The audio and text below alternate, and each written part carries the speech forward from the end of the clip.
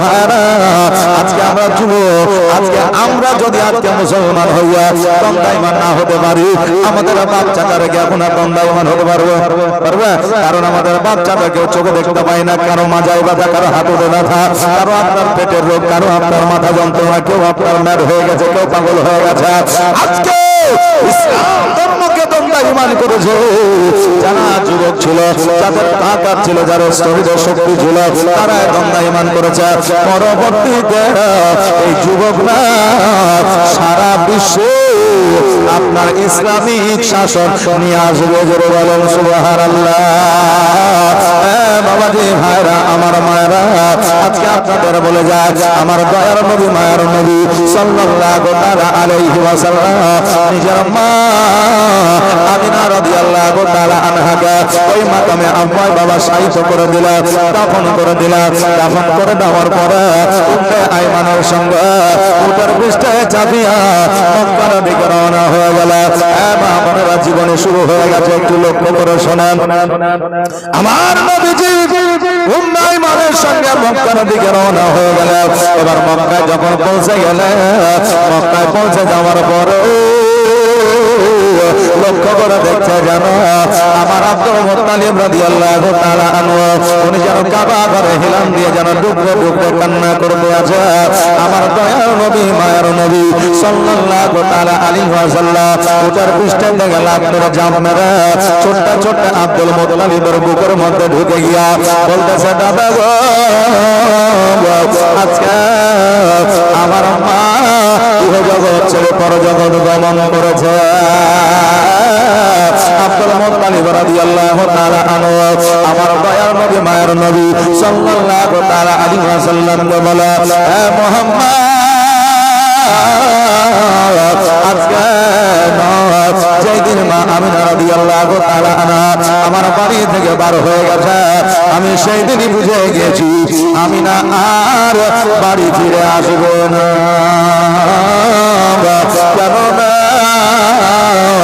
আমার বেটায় আব্দুল্লাহ জীবনে কোনোদিন ব্যবসা বাণিজ্যে যায় না, যেই ব্যবসা বাণিজ্যে গেল আর ফিরে আসলো না। আমার মা আমিনা যখন বাড়ি থেকে বার হয়ে গেল, আমি ভেবে নিয়েছিলাম, জেনে গিয়েছিলাম যে আমার বৌমা আমিনা আর বাড়ি ফিরবে না। আমার বলে, দাদা গো, আজকে আমার আম্মাও না, আজকে আমার আব্বা না, আজকে আমি নবী বড় এতিম হয়ে গেলাম। দাদা, আজকে আমাকে কে গোসল বানায় দিব? আজকে আমাকে খাওয়া দাওয়া কে করায় দিব? আজকে আমার মাথায় তেল কে দিয়ে দিব?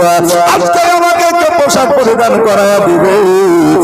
দাদা, আজকে আমাকে গলিতে গলিতে চারটা খাবারের জন্য ঘুরতে হবে, বেড়াতে হবে।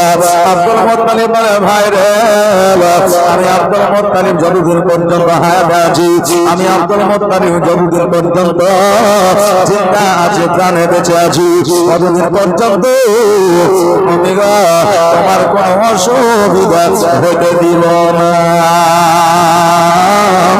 তোমার কোন রকমের অসুবিধা আমি হইতে দিব না। আমার আব্দুল মুত্তালিব রাদিয়াল্লাহু তাআলা আনহু আমার নবী মুস্তাফা সাল্লাল্লাহু তাআলা আলাইহি ওয়াসাল্লামকে সঙ্গে করে নিয়ে বাড়ির মধ্যে গেলে, বাড়ির মধ্যে যাওয়ার পরে তাকে নবী আমার সর্বদা যেন কান্না করে, চোখ দিয়ে যেন পানি ঝরে যায়। আরে আমার মা বোনেরা, ভাইরা, আজকে যাদের মা নাই, যাদের আব্বা নাই, তারা জানে আব্বা মায়ের ব্যথা বেদনা কতটা। যারা মা বাবার কোলে পালিত হয়েছে, আজকে তারা মরা পর্যন্ত ওই মা বাবার কথা ভুলতে পারবে না। আব্বাজি মায়েরা, আমার দয়ার নবী, মায়ের নবী সাল্লাল্লাহু তাআলা আলাইহি ওয়াসাল্লাম অঝর নয়নে কান্না করে, সর্বদা চোখ দিয়ে পানি ঝরে। আমার আব্দুল মুত্তালিব রাদিয়াল্লাহু তাআলা আনহু বলে, তুমি যদি এইভাবে সর্বক্ষণ কান্না করো, তোমার শরীরটা খারাপ হয়ে যাবে, তোমার রোগ হয়ে যাবে, ব্যাধি হয়ে যাবে, তুমি কান্না আর করিও না। আমার নবীজি বলে, দাদা গো, আমার না জানি কেন কান্না বন্ধ হয় না।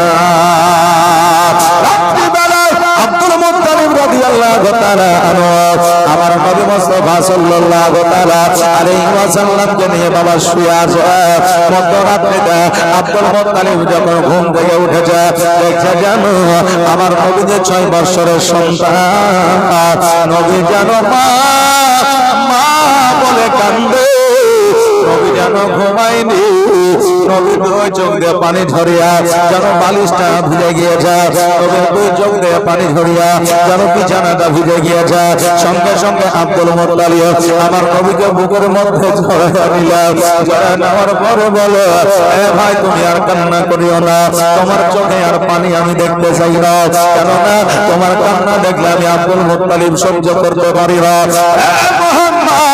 আজকে তুমি যদি এইভাবে কান্না করো তোমার শরীরটা দুর্বল হয়ে যাবে তোমার শরীরে রোগ চলে আসবে তোমার শরীরে ব্যাধি চলে আসবে মোহাম্মদ তুমি আর কান্না করিও না নবী আমার বলে দাদা আমি এত চেষ্টা করে কান্না করবো না আমার মায়ের কথা মনে পড়ে যায় আর আমার মায়ের কথা যখন মনে পড়ে যায় আমার কান্না বন্ধ হয় না আমার নবীকে বোঝানোর চেষ্টা করলে কিন্তু আমার নবীজি যেন বুঝতে চাই না মা মা মা বলে কেন্দে কেন্দে যেন সারা রাত বুক ভাসায়া দিয়েছি সকালবেলা আব্দুল মুত্তালিব রাদিয়াল্লাহু তাআলা আনহু কিছু খাবারের ব্যবস্থা করিয়া আমার নবীজিকে ডাক দেয় নবী গো আসো আমি তোমাকে কিছু খাবার খাওয়ায়া দিই আজকে খাবার যদি তোমাকে না খাওয়ায়া দিই আজকে তোমার শরীরটা দুর্বল হয়ে যাবে বাবাজি ভাইরা আগে যদি কারো বাড়িতে মারা যেত কেউ যদি ইন্তেকাল করত তার বাড়িতে চুলা জ্বলতো না তার বাড়িতে খাবার দাবার হইতো না আজকে তার বিবিকে তার সন্তানকে তার স্বামীকে তার ভাইকে তার বোনকে তার মা বাবাকে গ্রামের মানুষ বুঝাইয়া খাওয়া দাওয়া করাইতো আর এখন বর্তমান বাবা আমরা আপডেট হয়েছি এখন মারা গেলে মোবাইলে 2খানা 4খানা ছবি তুলে নিলাম কান্না তো দূরের কথা 1 ঘন্টা পার হইলে গোশত দিয়ে ভাত রান্না করে খাইলাম বাবা রে ভাইরা আমরা এমন আপডেট হয়েছি রে বাবা যে আপডেটে আমাদের কোনো লাভ হচ্ছে না আমাদের এমন আপডেট হতে হবে সেই আপডেটে আমরা মুমিনত্ব অর্জন করতে পারবো সেই আপডেট হলে মুসলমানের উপকার হবে সেই আপডেট হলে জনসাধারণের ভালো হবে সেই আপডেট হলে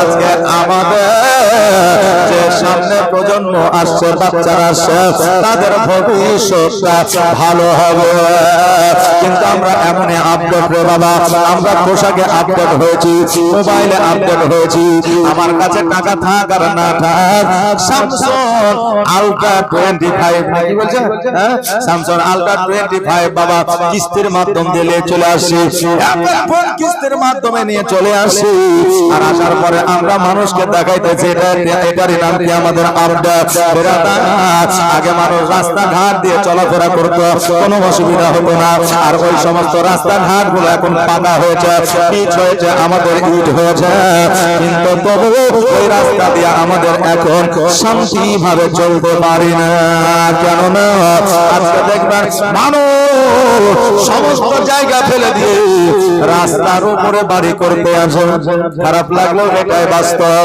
রাস্তার উপরে বাড়ি করছে রাস্তার জায়গাগুলো ঘিরে নিচ্ছে সমস্ত যত সমস্যা তার ময়লা আছে আবর্জনা আছে সব কিছু রাস্তার মধ্যে ফেলছে এতে মানুষের চলাফেরা অসুবিধা হচ্ছে দেখবেন রাস্তার উপরে মানুষ দাঁড়িয়ে থাকছে সরবার কোনো প্রয়োজন মনে করছে না কিছু মানুষ দেখবে রাস্তার উপরে দাঁড়িয়ে থাকে আর একটা বাইক পালা যুবক এসে যখন ধারাক করে মেরে দেয় বলবে ধর ওকে বলে জোরে মেরেছে বাবারে এত জোরে চালাইছিল কিন্তু ও যে রাস্তার উপরে দাঁড়িয়ে আছে এই চিন্তাটা করলো না এমন লোক আছে বুঝলেন বেফালতু লোক রাস্তার উপরে দাঁড়িয়ে আছে মোটরসাইকেলের 4 চাকায় হর্ন দিচ্ছে তো উস হচ্ছে না মাজা করে বেঁকিয়ে দিয়েছে যাও চলে চলে আচ্ছা বলেন মাজা বেঁকিয়ে দিলে গাড়ি চলে যাবে জি এটা ওর ট্যালেন্ট মাজা বেঁকিয়ে দিলে গাড়ি চলে যাবে এ বাবাজি ভাইরা এই শিক্ষাগুলো আমাদের ইসলামিক শিক্ষা নয়, শরীয়তের শিক্ষা নয়।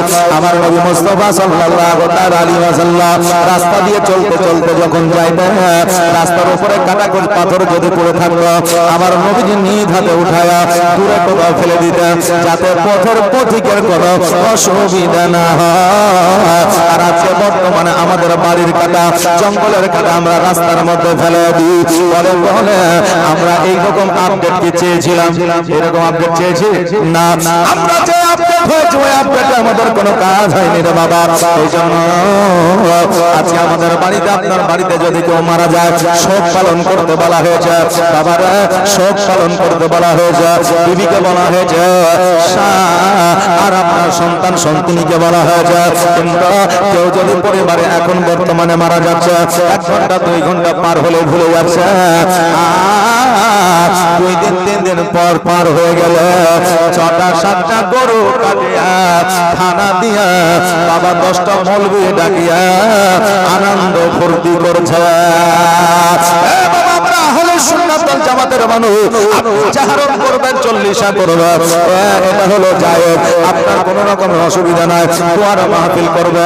কিন্তু দুয়ার মাহফিল যারা দুয়ায় শরীক হবে তাদেরকেই শুধু ডাকবেন, কারণ এটা দুয়ার মাহফিল, কোন নেতা মন্ত্রীর মাহফিল নয়। আমরা যখন 40 চাহারণ করি, যারা দোয়া করবে না তাদেরকে দাওয়াত দিয়ে দিই। যেগুলো দেখবেন বড় ধনী ব্যক্তি আছে, তাদের বাড়িতে চিঠি ছাপাইয়া যায় বলে আমার বাড়িতে দুপুর বেলায় যে চারটি খায় আসবেন, আমার মা মারা গেছে তার জন্য একটু খানার ব্যবস্থা করেছে। কিন্তু ওই হকটা ছিল একটা গরিবের, একটা গরিবকে বললে আসলো না। আর যেই বড় লোকগুলোকে বলে আসলো, তারা দুপুর বেলায় খেয়ে দাঁত খিলাল করে, গোস্তটা খুব ভালো হয়েছিল, আর একটু সিদ্ধ করলে মনে হয় আর একটু জমে যেত, মনে হচ্ছে বাবারে একবারে সে ফিশ খেতে গেছে, বুঝলে। এবার এসে সারতে হাতটা ধুইয়া কালিয়াচক বাজারে রাত 11 পর্যন্ত আড্ডা মারছে, হয় ক্যারাম খেলছে, না হয় তাস খেলছে, আর না হয় বাজারে আপনার আমরা কোন রকম ভাবে ব্যবসায় যুক্ত হয়ে গেছে বেরাদার। আর দুয়ায় শামিল হলো না। আসলে খাবার উদ্দেশ্যটা কি? উপহার নেওয়া, মাইন নেওয়া, না কিছু নেওয়া? দুয়া, তার উদ্দেশ্য দুয়া। তুমি খেয়ে নিলা, দুয়াই হাজির হলো না, তোমার খাওয়াটা প্রযোজ্য হবে না, কারণ উদ্দেশ্য দুয়া। এই জন্য তোমাকে ওই দুয়াতে হাজির হতে হবে। হে বেরাদার, আমরা ওই সমস্ত রীতিনীতিগুলো ভুলে গেছি। আসেন বাবা, জীবনে শুধু শোনাই নয়, আজকে জীবনে থেকে আমাদের জ্ঞান নিতে হবে।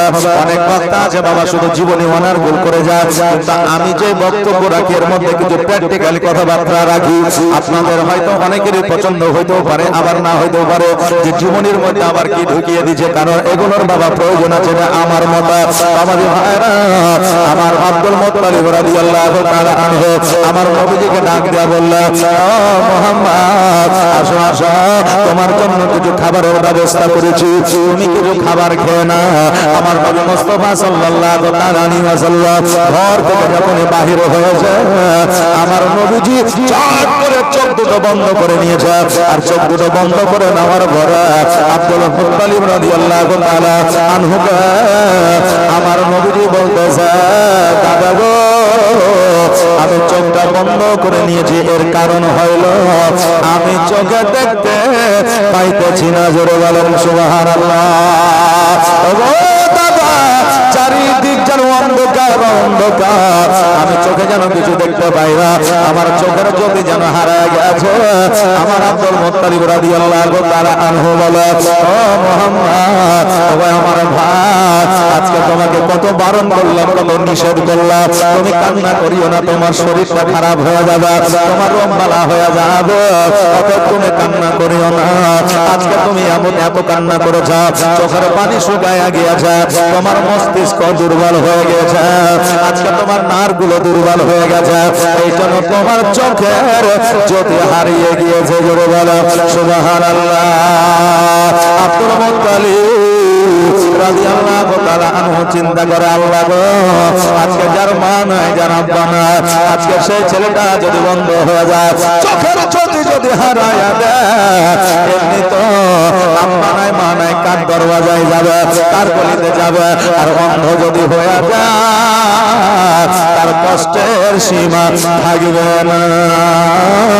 এই বলে আব্দুল মুত্তালিব রাদিয়াল্লাহু তাআলা আনহু চিন্তা করে তার কাছে নিয়ে যাওয়া হয়। কোন ডাক্তারের কাছে নিয়ে গেলে ভালো হবে, কোন হাকিমের কাছে নিয়ে গেলে ভালো হবে?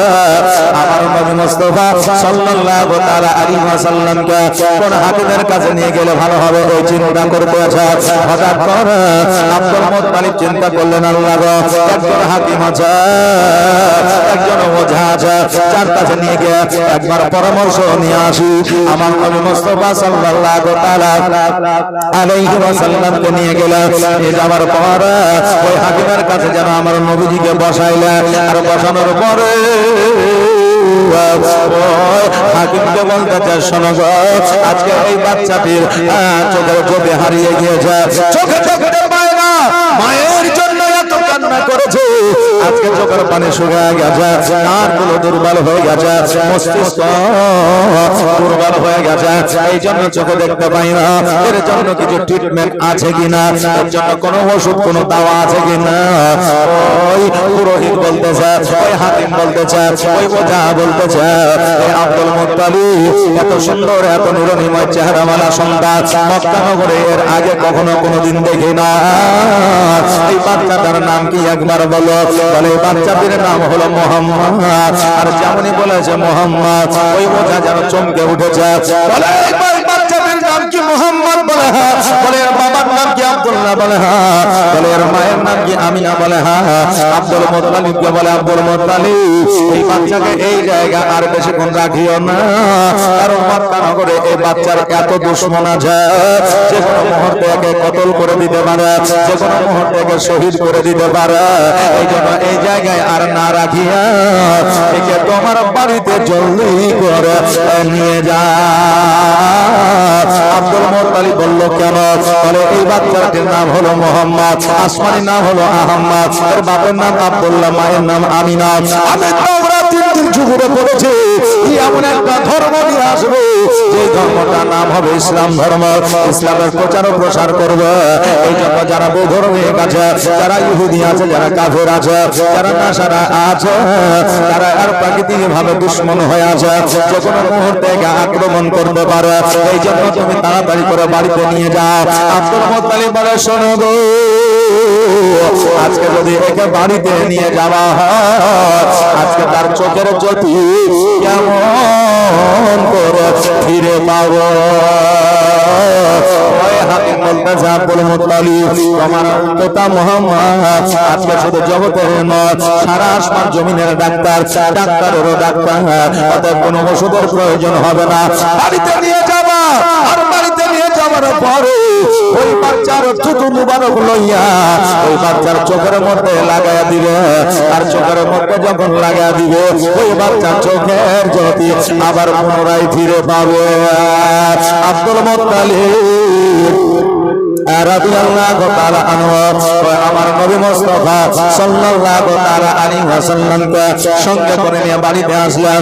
বাড়িতে আসার পর আমার নবী মুস্তাফা সাল্লাল্লাহু তাআলা আলাইহি ওয়াসাল্লামকে দাঁড় করায় দিলেন। আর দাঁড় করায় দেওয়ার পরে আমার নবী মুস্তাফার থুতু মুবারক নিয়ে আমার নবী মুস্তাফার চক্ষু মুবারকে লাগায় দিলেন। আর চক্ষু মুবারকে লাগায় দেওয়ার পর বলে, মুহাম্মদ, এবার আস্তে আস্তে তোমার চোখটা খোলো।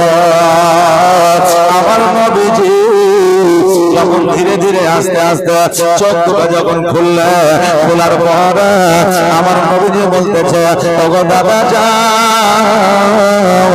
আমি মুহাম্মদ বলতে আছি, আমি চোখে যেমন আগে দেখতেছিলাম, খোদার কসম করে বলি, এখন তার চাইতে দ্বিগুণ ভালো দেখতে পাই।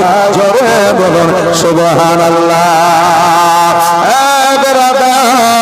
আমার নবীর থুতুর পাওয়ার যদি এত হতে পারে, আমার নবীর পাওয়ার কত ছিল। আব্দুল মুত্তালিব রাদিয়াল্লাহু তাআলা আনহু বলে, ভাই মুহাম্মদ তুমি আর কান্না করিও না, চোখের পানি ফেলাইও না। আজকে তুমি যদি কান্না করো তোমার চোখের যদি এবার হারায়া যায় আর হয়তো ফিরে পাওয়া যাবে না। অতএব তুমি আর কান্না করিও না, তুমি চিন্তা করিও না।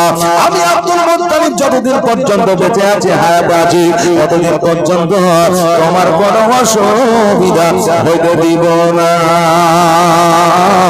আমার দয়ার নবী মায়ার নবী সাল্লাল্লাহু তাআলা আলাইহি ওয়াসাল্লাম বলে, দাদা গো আমার মা সর্বদা যেন আমার চোখের সম্মুখে আছে। আমার মাকে এত স্মরণে আসে, এত মনে পড়ছে যে আমার মাকে একটা সেকেন্ডের জন্য আমি নবী যেন ভুলতে পারছি না। তোমার স্মৃতি আজ বারে বারে কেন যে পড়ছে মনে, তোমার মায়াবী মুখটা মাগো ভাসে শুধু নয়নে, ভাসে শুধু নয়নে। তোমার স্মৃতি আজ বারে বারে কেন যে পড়ছে মনে, তোমার মায়াবী মুখটা মাগো ভাসছে শুধু নয়নে, ভাসছে শুধু নয়নে। মা ও মা ফিরে কি আর আসবে না, দেখা কি আর হবে না। আদর সোহাগের ভালোবাসায় ভরিয়ে দিতে মাগো তুমি আমার। আজ তুমি কোথায় হারিয়ে গেলে, আজ তুমি কোথায় হারিয়ে গেলে, একবার কি আমায় পড়ে না মনে, তোমার স্মৃতি আজ বারে বারে কেন যে পড়ছে মনে, তোমার মায়াবী মুখটা মাগো ভাসছে শুধু নয়নে, ভাসছে শুধু নয়নে। মা ও মা ফিরে কি আর আসবে না, দেখা কি আর হবে না। আল্লাহুম্মা সাল্লি আলা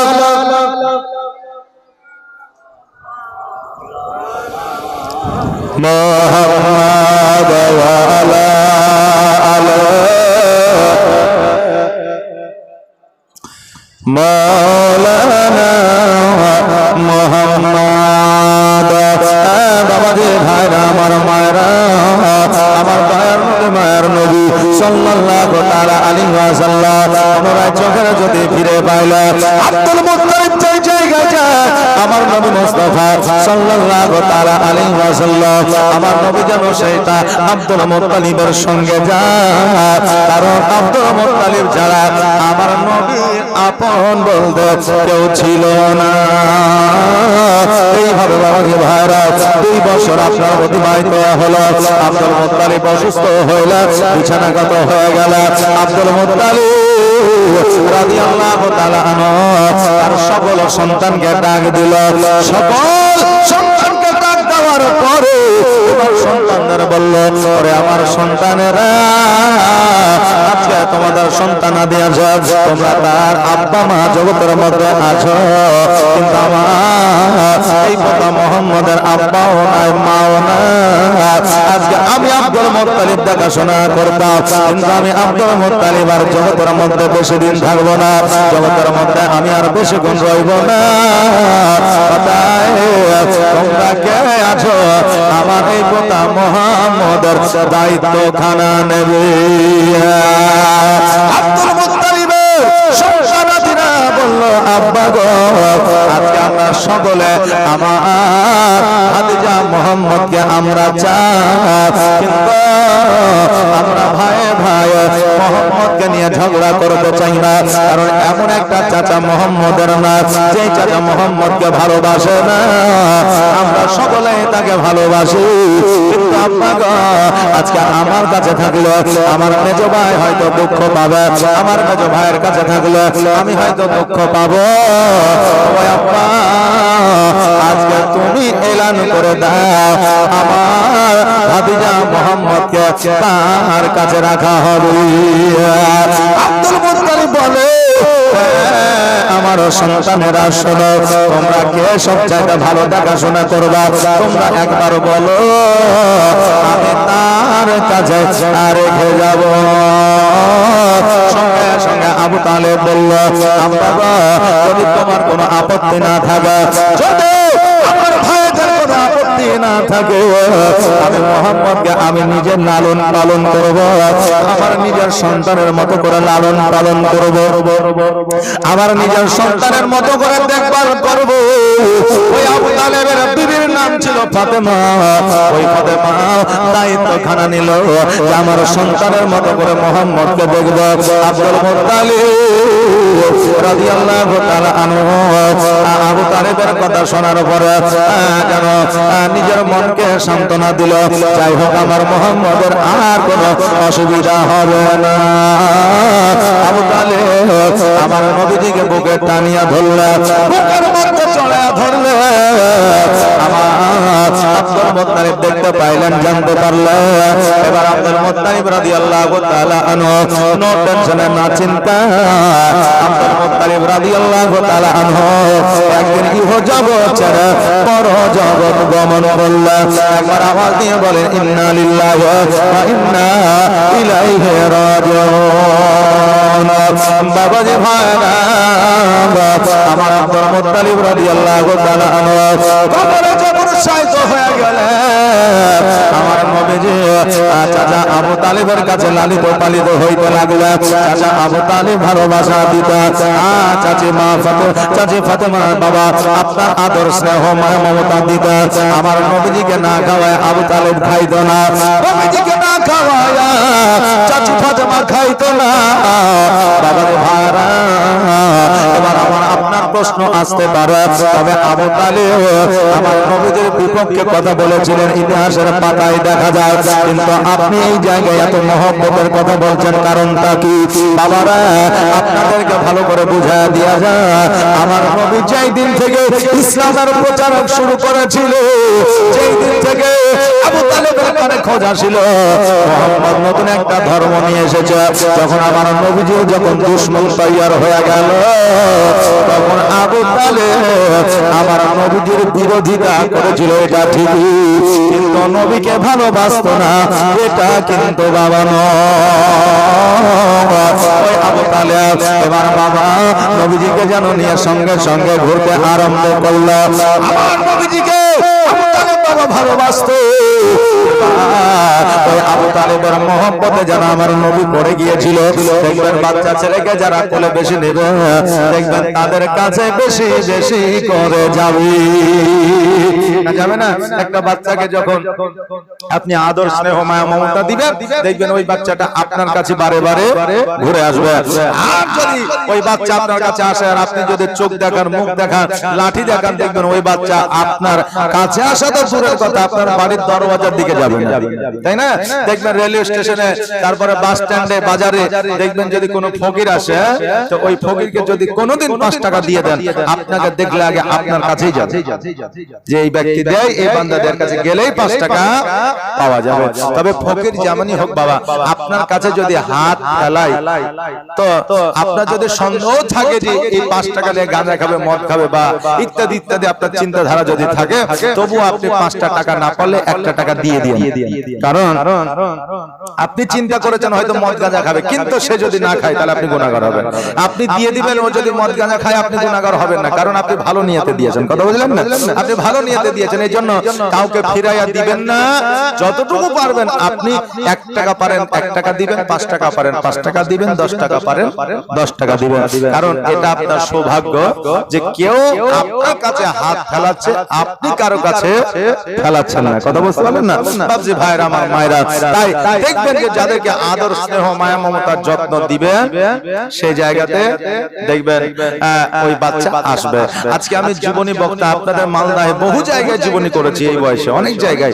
জি, তো দেখবেন যে জায়গায় বেশি ভালোবাসা পেয়েছি, মহব্বত পেয়েছি, সেই সমস্ত জায়গাগুলোর আশপাশে জালসা হলে একবার না একবার মোটামুটি দেখা করতে যায়, চাই কমিটির সঙ্গে হোক, গ্রামের সঙ্গে, গ্রামবাসীদের সম্মুখে হোক, বা যার সঙ্গে হোক, একবার গেলে সাক্ষাৎ করে আসি যে না এরা মহব্বত করেছে, ভালোবাসা দিয়েছে।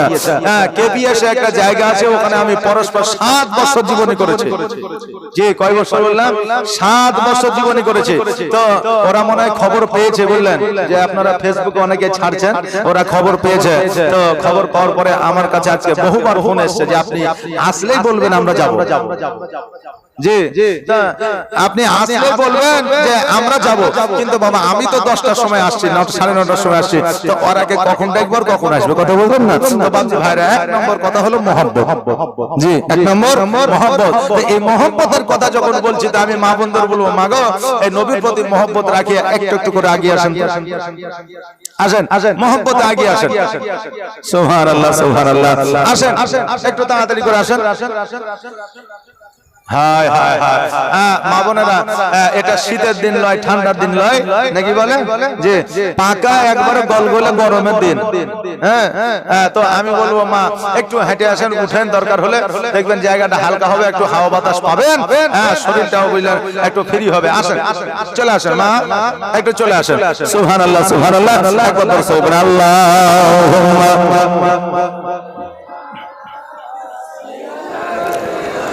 মৌলানা মুহাম্মদ ওয়ালা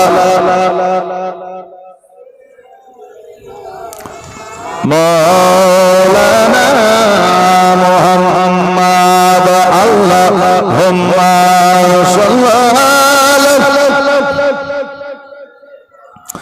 মৌলানা মুহাম্মদ ওয়ালা আলা সাইয়্যিদিনা মুহাম্মদ। এই দেখা মা বোনেরা শুধু সামনের দিকে একটু আগে এসেছে, পেছন আপনার পেছনে কেউ একটু আগায়নি, একটু হিলা লড়াও করেনি। জি, শুনেছি যে মা বোনেরা একটু হিল ছুটা হয়, জি, কিন্তু প্রকাশ্যে দেখতে পাওয়া যাচ্ছে নাকি? জি, না এমনি আমার মায়েরা ভালো, যে একটু হয়তো হিংসা করলে একটু ননদের সাথে করে, তাই বলে আপনার আমার সাথে করবে না বা অন্য কারোর সাথে করবে না। যে এদের ননদে আর ভাবিতে যে কি দুশ্মনী আছে, এতে আল্লাহ মালিক জানার, ওরাই জানে, বুঝলেন? হ্যাঁ, আর আজকাল বুঝলেন সিরিয়ালেও বুঝলেন এই ননদ আর এই দেখেন ভাবিতে সারা দিন আপনার সিরিয়াল করছে। আমার মা বোনেরা দেখা আইলছে না, কথা বললেন না? সুবহানাল্লাহ, জাযাকাল্লাহ, মাশাআল্লাহ, বারাকাল্লাহ। এই মা বোনেরা একটু এগিয়ে আসেন তো, চলে আসেন, আমার কথাটা শুনেন, আসেন, আল্লাহ আপনার ভালো করবে, আল্লাহ আপনার বালা মুসিবত দূর করবে। সুবহানাল্লাহ। এই দেখেন উঠে আগিয়ে আসতে বলে রাগ করে পালিয়েছে নাকি? সুবহানাল্লাহ। মা বোনেরা পালায় না, আসেন একটু আগে আগে চলে আসেন। সুবহানাল্লাহ। আর একবার মুহাম্মদের দরুদ পড়েন, জীবনে শুরু হয়ে যাবে। আল্লাহুম্মা সাল্লাল্লাহু মাওলানা মুহাম্মদ ওয়ালা মাওলানা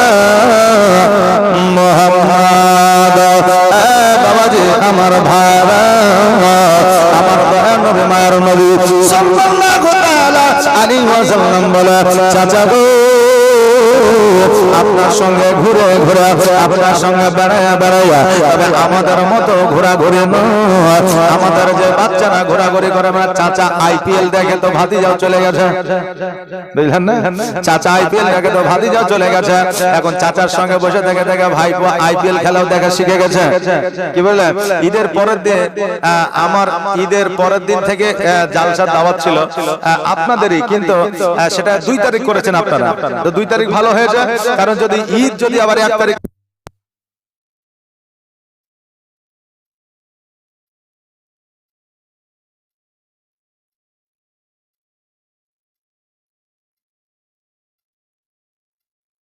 করে রেখেছে কমিটির ছেলেরা আপনার যে বলা মানে ভাষা যে আচার আচরণ খুব ভালো মাশাআল্লাহ আমি তো আজকে 4 দিন ধরে চলছি বেরাদার তো সুবহানাল্লাহ মাশাআল্লাহ এদেরকে যেন আরো তারাক্কি দেয় সকলে বলেন আমিন একটা আওয়াজ দিয়ে বলেন না আমিন জাযাকাল্লাহ মাশাআল্লাহ বারাকাল্লাহ সুবহানাল্লাহ ও বাবা যে ভাইরা আমার মায়েরা একবার শুনেন একবার কান দিয়া বারবার যদি ডিস্টার্ব হয়ে যায় তাহলে অসুবিধা হয়ে যায় বেরাদার আপনাদের এখানে 2 তারিখ থেকে আপনারা জীবনে লা হয়েছে যদি 1 তারিখ ঈদ হয়ে যায় তাহলে গন্ডগোল হইতো না এইজন্য 2 তারিখ থেকে এটা ঠিকই আছে পরবর্তী জালসা ডেটগুলো উলট পালট হয়ে যায় তো এবার বুঝলেন 31 তারিখে ঈদ হইলো আর 1 তারিখে রাত্রি বেলায় একটু মিশেষকে নিয়ে একটু ঘোরাঘুরি করে আসলাম মানে আমাদের ঘোরাঘুরি তো আর ওই বহরমপুর আর আপনার বড় বড় শহরে নয় বিবিকে বললাম চলো ঈদের দিন তো ঘোরা হয়নি তো এক কাজ করো চলো রেস্টুরেন্টে যে তোমার যেটা পছন্দ হবে সেটা খাইবে মানে মাঝে মধ্যে বিবিকে নিয়ে ঘোরা হয়েছে সুন্নাত তাই বলে বেপরদা হেলায় কথা বললেন না নিয়ে গেলাম খাওয়া দাওয়া করে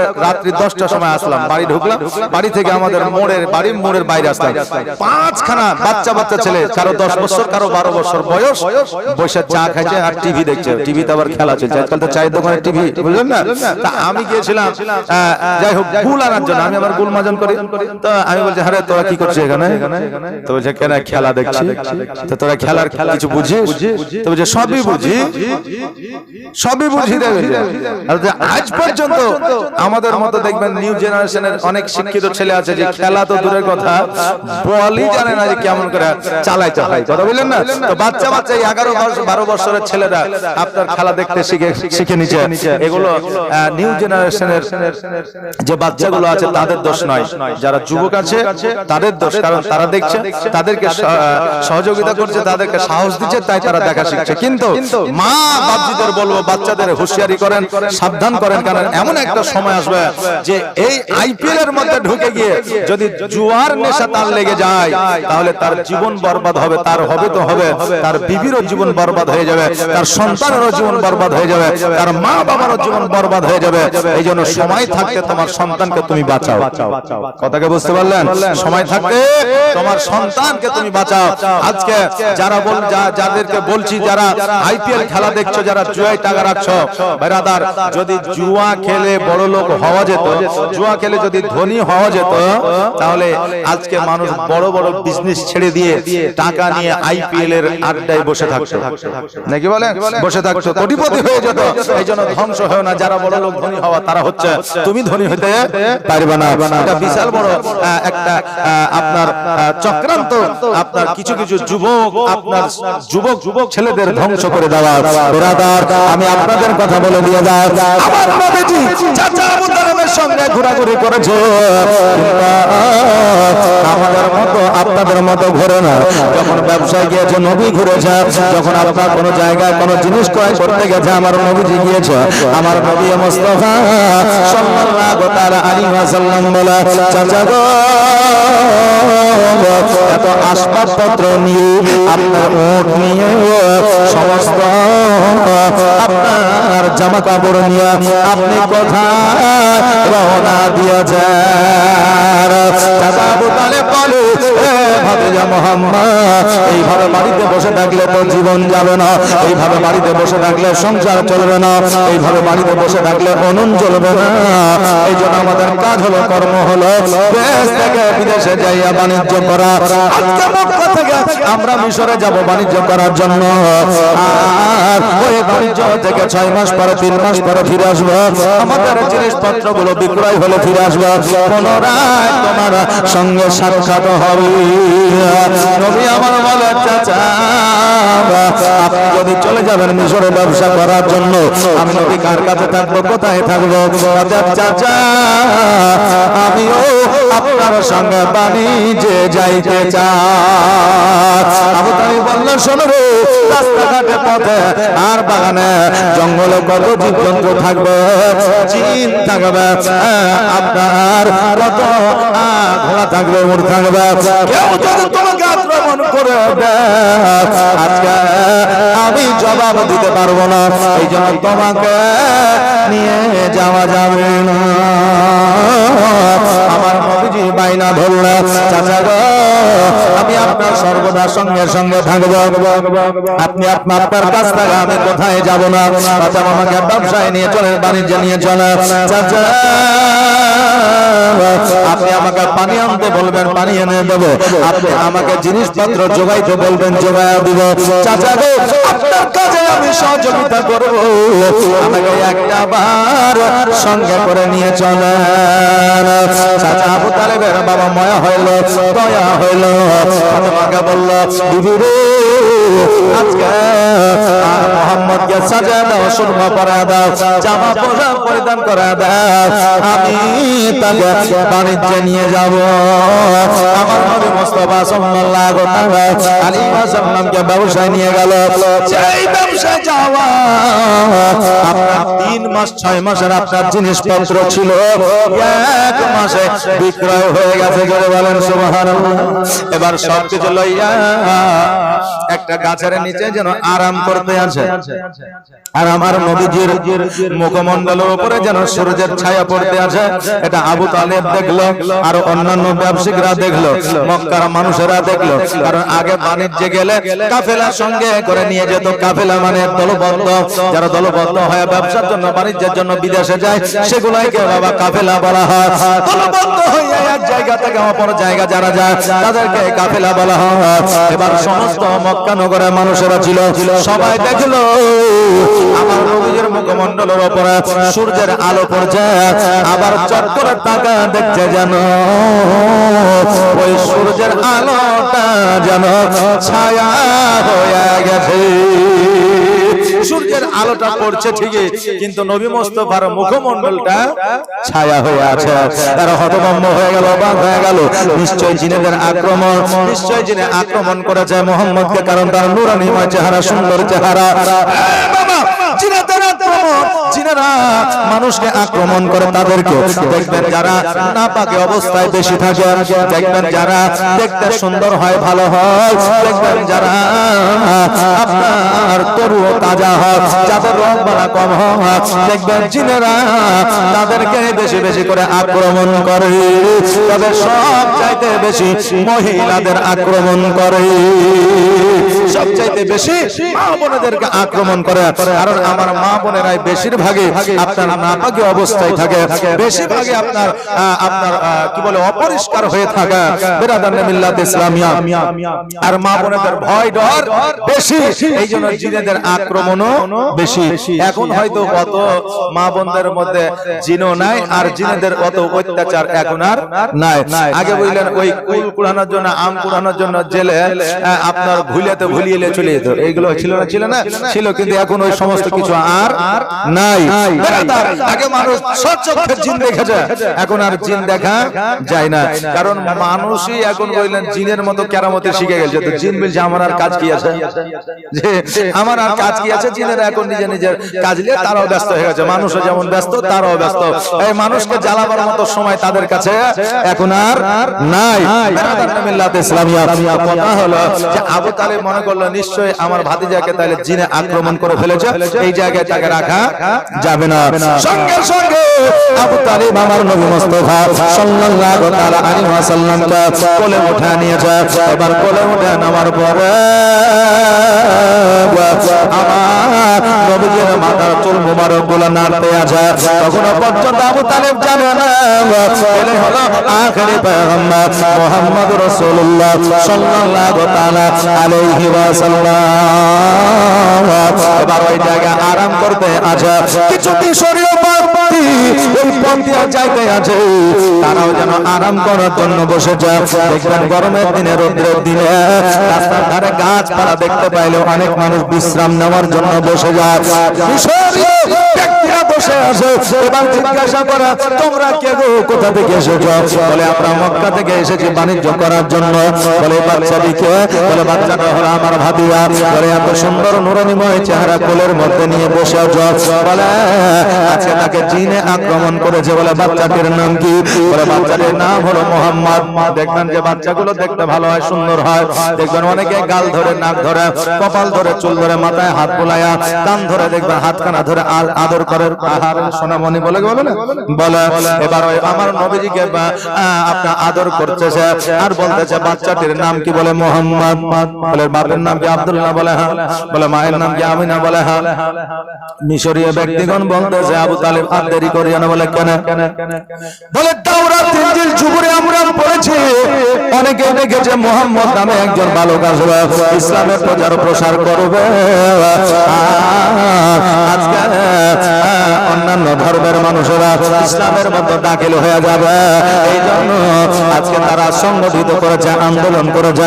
আজকে তারা একত্রিত হয়েছে যে মোহাম্মদকে দেখতে পাইলে কতল করে দিতে হবে যাতে ইসলামের প্রচার প্রসার না করতে পারে।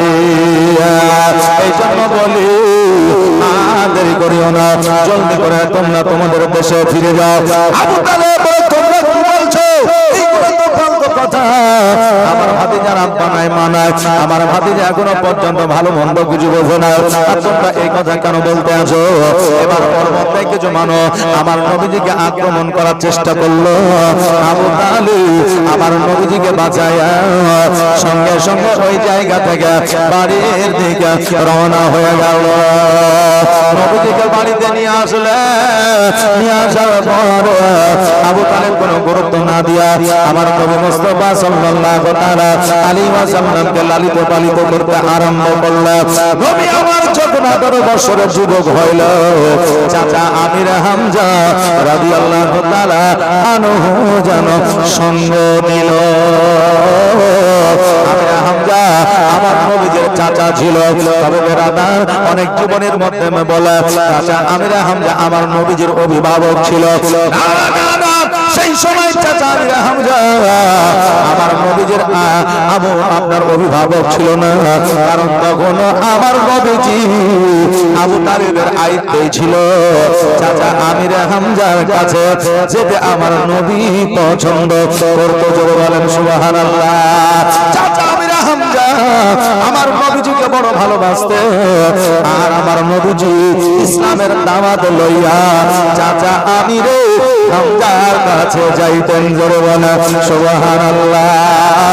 বাবাজি মহারাজ আমার নবী মুস্তাফা সাল্লাল্লাহু তাআলা আলাইহি ওয়াসাল্লাম যখন বাবা 18 বছরের যুবক আবু তালেবকে বলতেছে ওগো আমার চাচা, আমির হামজাকে বলতেছে ওগো আমার চাচা, আজকে আমার যথেষ্ট বয়স হয়ে গিয়েছে, আজকে আমি যুবক হয়েছি, আমি কর্ম করতে চাই, কাজ করতে চাই, ব্যবসা বাণিজ্য করতে চাই।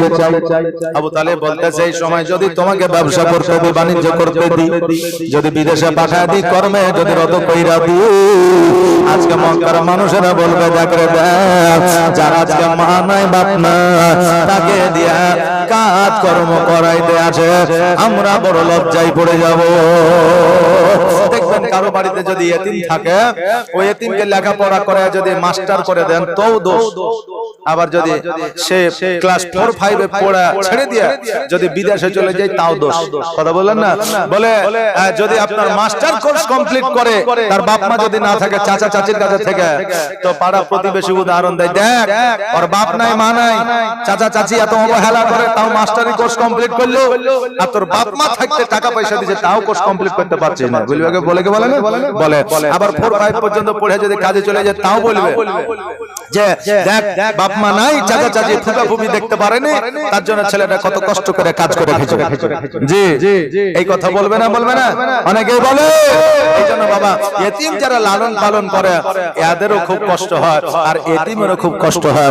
এই জন্য তো আমার আল্লাহ তাবারাক তাআলা রাসূল সাল্লাল্লাহু তাআলা আলাইহি ওয়াসাল্লাম বলেছেন, একটা এতিমকে টাকা পয়সা ধন সম্পত্তি দিয়ে যদি সহযোগিতা না করতে পারো, একটা এতিমের মাথায় যদি একবার হাত বুলিয়ে দাও, আমার আল্লাহ তাবারাক তাআলা একটা মাকবুল হজের সব দান করে দেয়। জোরে বলেন সুবহানাল্লাহ।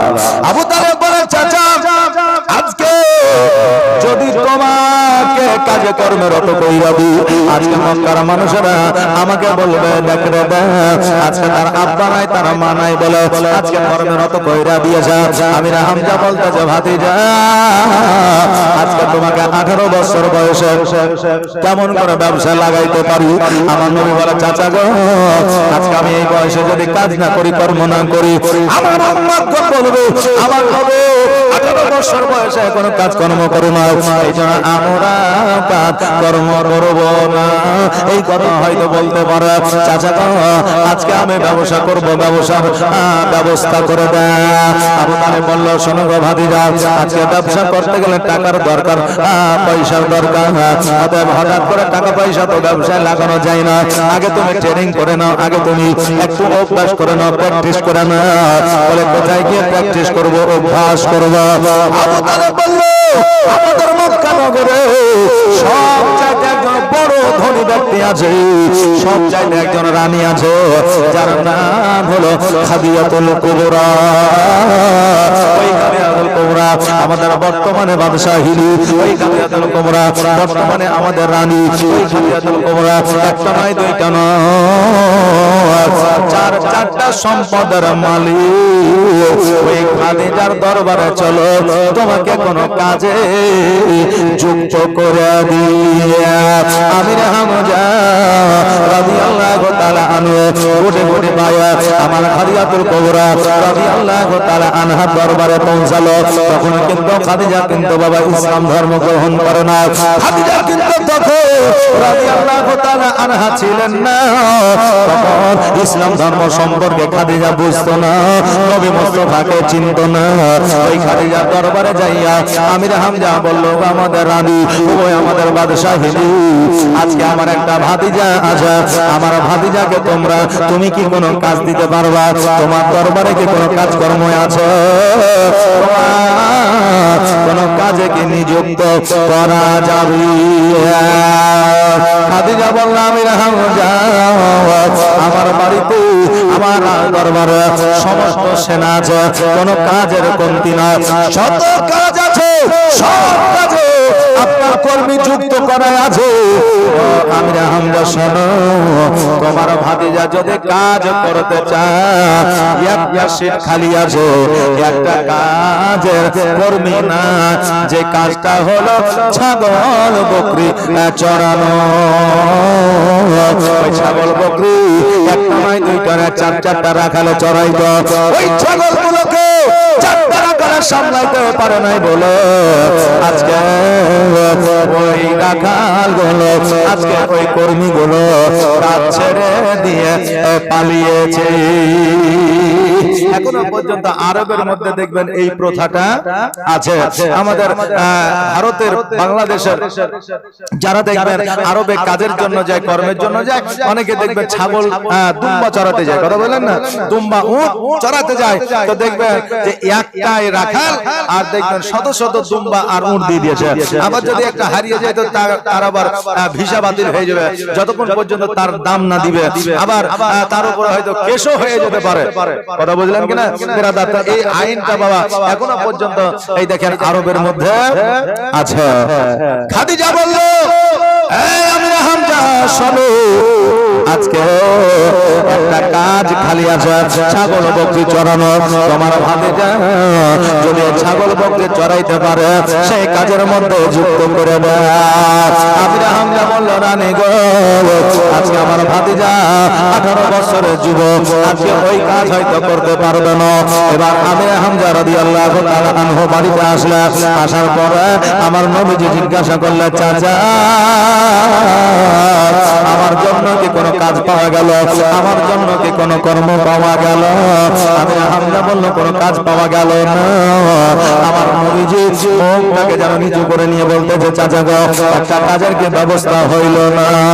আমার নবীজির মনটা খারাপ দেখিয়া আমি হামজা বলল ভাতিজা একটা কাজ খালি আছে, যে কাজটা হলো ছাগল চড়ানো, ওই কাজটা হয়তো তোমার দ্বারা সম্ভব হবে না।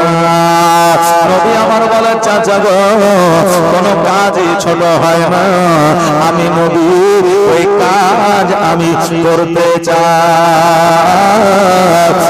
চাচা আমির হামজা নবীজিকে বলল মোহাম্মদ আজকে তোমার আব্বা নাই, তোমার মা না, আজকে তোমাকে ওই কাজের মধ্যে যদি যুক্ত করে দিয়েছি তোমার কি কোনো ব্যথা বেদনা, তোমার মুখে কোনো রকমের কি চিন্তা ভাবনা আসবে না? তবে আমার বলে চাচা গো আজকে আমার মনের মধ্যে চিন্তা ভাবনা কেমন করে আসবে? কারণ আপনারা যেই ভালোবাসা আমাকে দিয়েছেন, যে মহব্বত আমাকে দিয়েছেন গো চাচা, আমি নবী কোনদিন ভুলব না।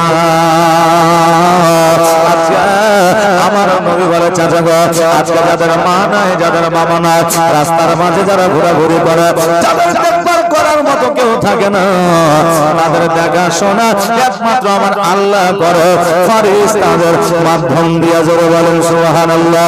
আপনাকে একটা উদাহরণ দেয়া যায়, দেখবেন আপনার সন্তান আমার সন্তান কত সুন্দরভাবে লালিত পালিত হয়, জীবনে কোনোদিন নোংরায় যায় না, ধুলোবালি লাগে না, সর্বদা পরিষ্কার পরিচ্ছন্ন চপ্পল পায়ে দিয়ে চলে। কিন্তু মাসে মাসে তাদেরকে ডাক্তারখানা নিয়ে যেতে হয়, কখনো সর্দি লাগে, কখনো পায়খানা হয়, কখনো বাবা কফ জমে যায়, কখনো মাথা যন্ত্রণা করে, কখনো বাবা দেখবেন কোনো না কোনো সমস্যা হয়ে যায়। কিন্তু যে বাচ্চাটার মা নাই, যে বাচ্চাটার বাবা নাই, সর্বদা ধুলোবালি লেগে থাকে, ভালো পোশাক পায় না, চপ্পল পায় না, সবসময় অবহেলিত ভাবে থাকে, দেখবেন ওই বাচ্চাটার কোনো রোগ বালা হয় না। কেননা ওই বাচ্চাটার দেখাশোনা স্বয়ং আমার আল্লাহ করে ফেরেশতাদের মাধ্যম দিয়া। এই জন্য বলছে রাস্তার ধারে এতিম বাচ্চা, জোরে বলেন সুবহানাল্লাহ। আর রাস্তার ধারে এতিম বাচ্চা কেন বসে কান্দে রে, আর সের কায়া হিলে রে। রাস্তার ধারে এতিম বাচ্চা কেন বসে কান্দে রে, আর সের পায়া হিলে রে। আর রাস্তার ধারে এতিম বাচ্চা বসে বসে কেন আজ কান্দিয়া যা,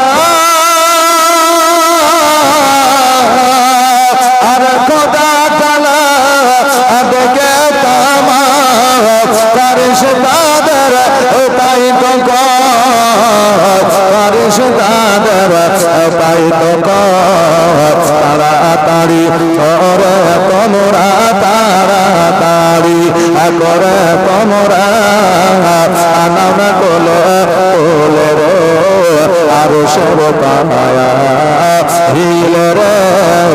রাস্তার ধারে এতিম বাচ্চা, রাস্তার ধারে এতিম বাচ্চা কেন বসে কান্দে আর সব পায়া হিলে রে। আর রাত পোহালো দিন ফুরালো, আর তো সময় না, আর নাই গো পিতা নাই গো মাতা, কোথায় গেলে মোরা শান্তি পাই, কোথায় গেলে মোরা শান্তি পাই। থাকো যদি পিতা মাতা, থাকো যদি পিতা মাতা, আগো খোঁজতা ভুলে রে, আর সব পায়া হিলে রে। রাস্তার ধারে এতিম বাচ্চা কেন বসে কান্দে আর সব পায়া হিলে রে। আল্লাহুম্মা সাল্লি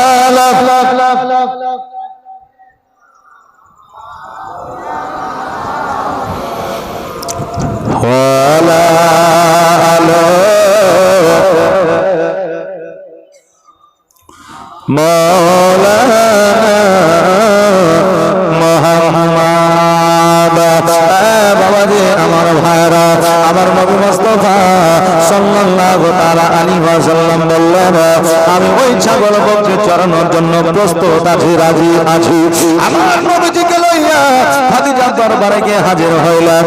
খাদিজা বললেন, আমি রে হামজা, শোনো, তোমার ভাতিজা যখন রাজি আছে, আগামী কালকে থেকে কাজে যুক্ত হয়ে যাবে, ছাগল বকরি চড়ানোর জন্য চলে যাবে। দেখবে আমি মাসের শেষে ঠিক আমি বেতন দিয়ে দিব।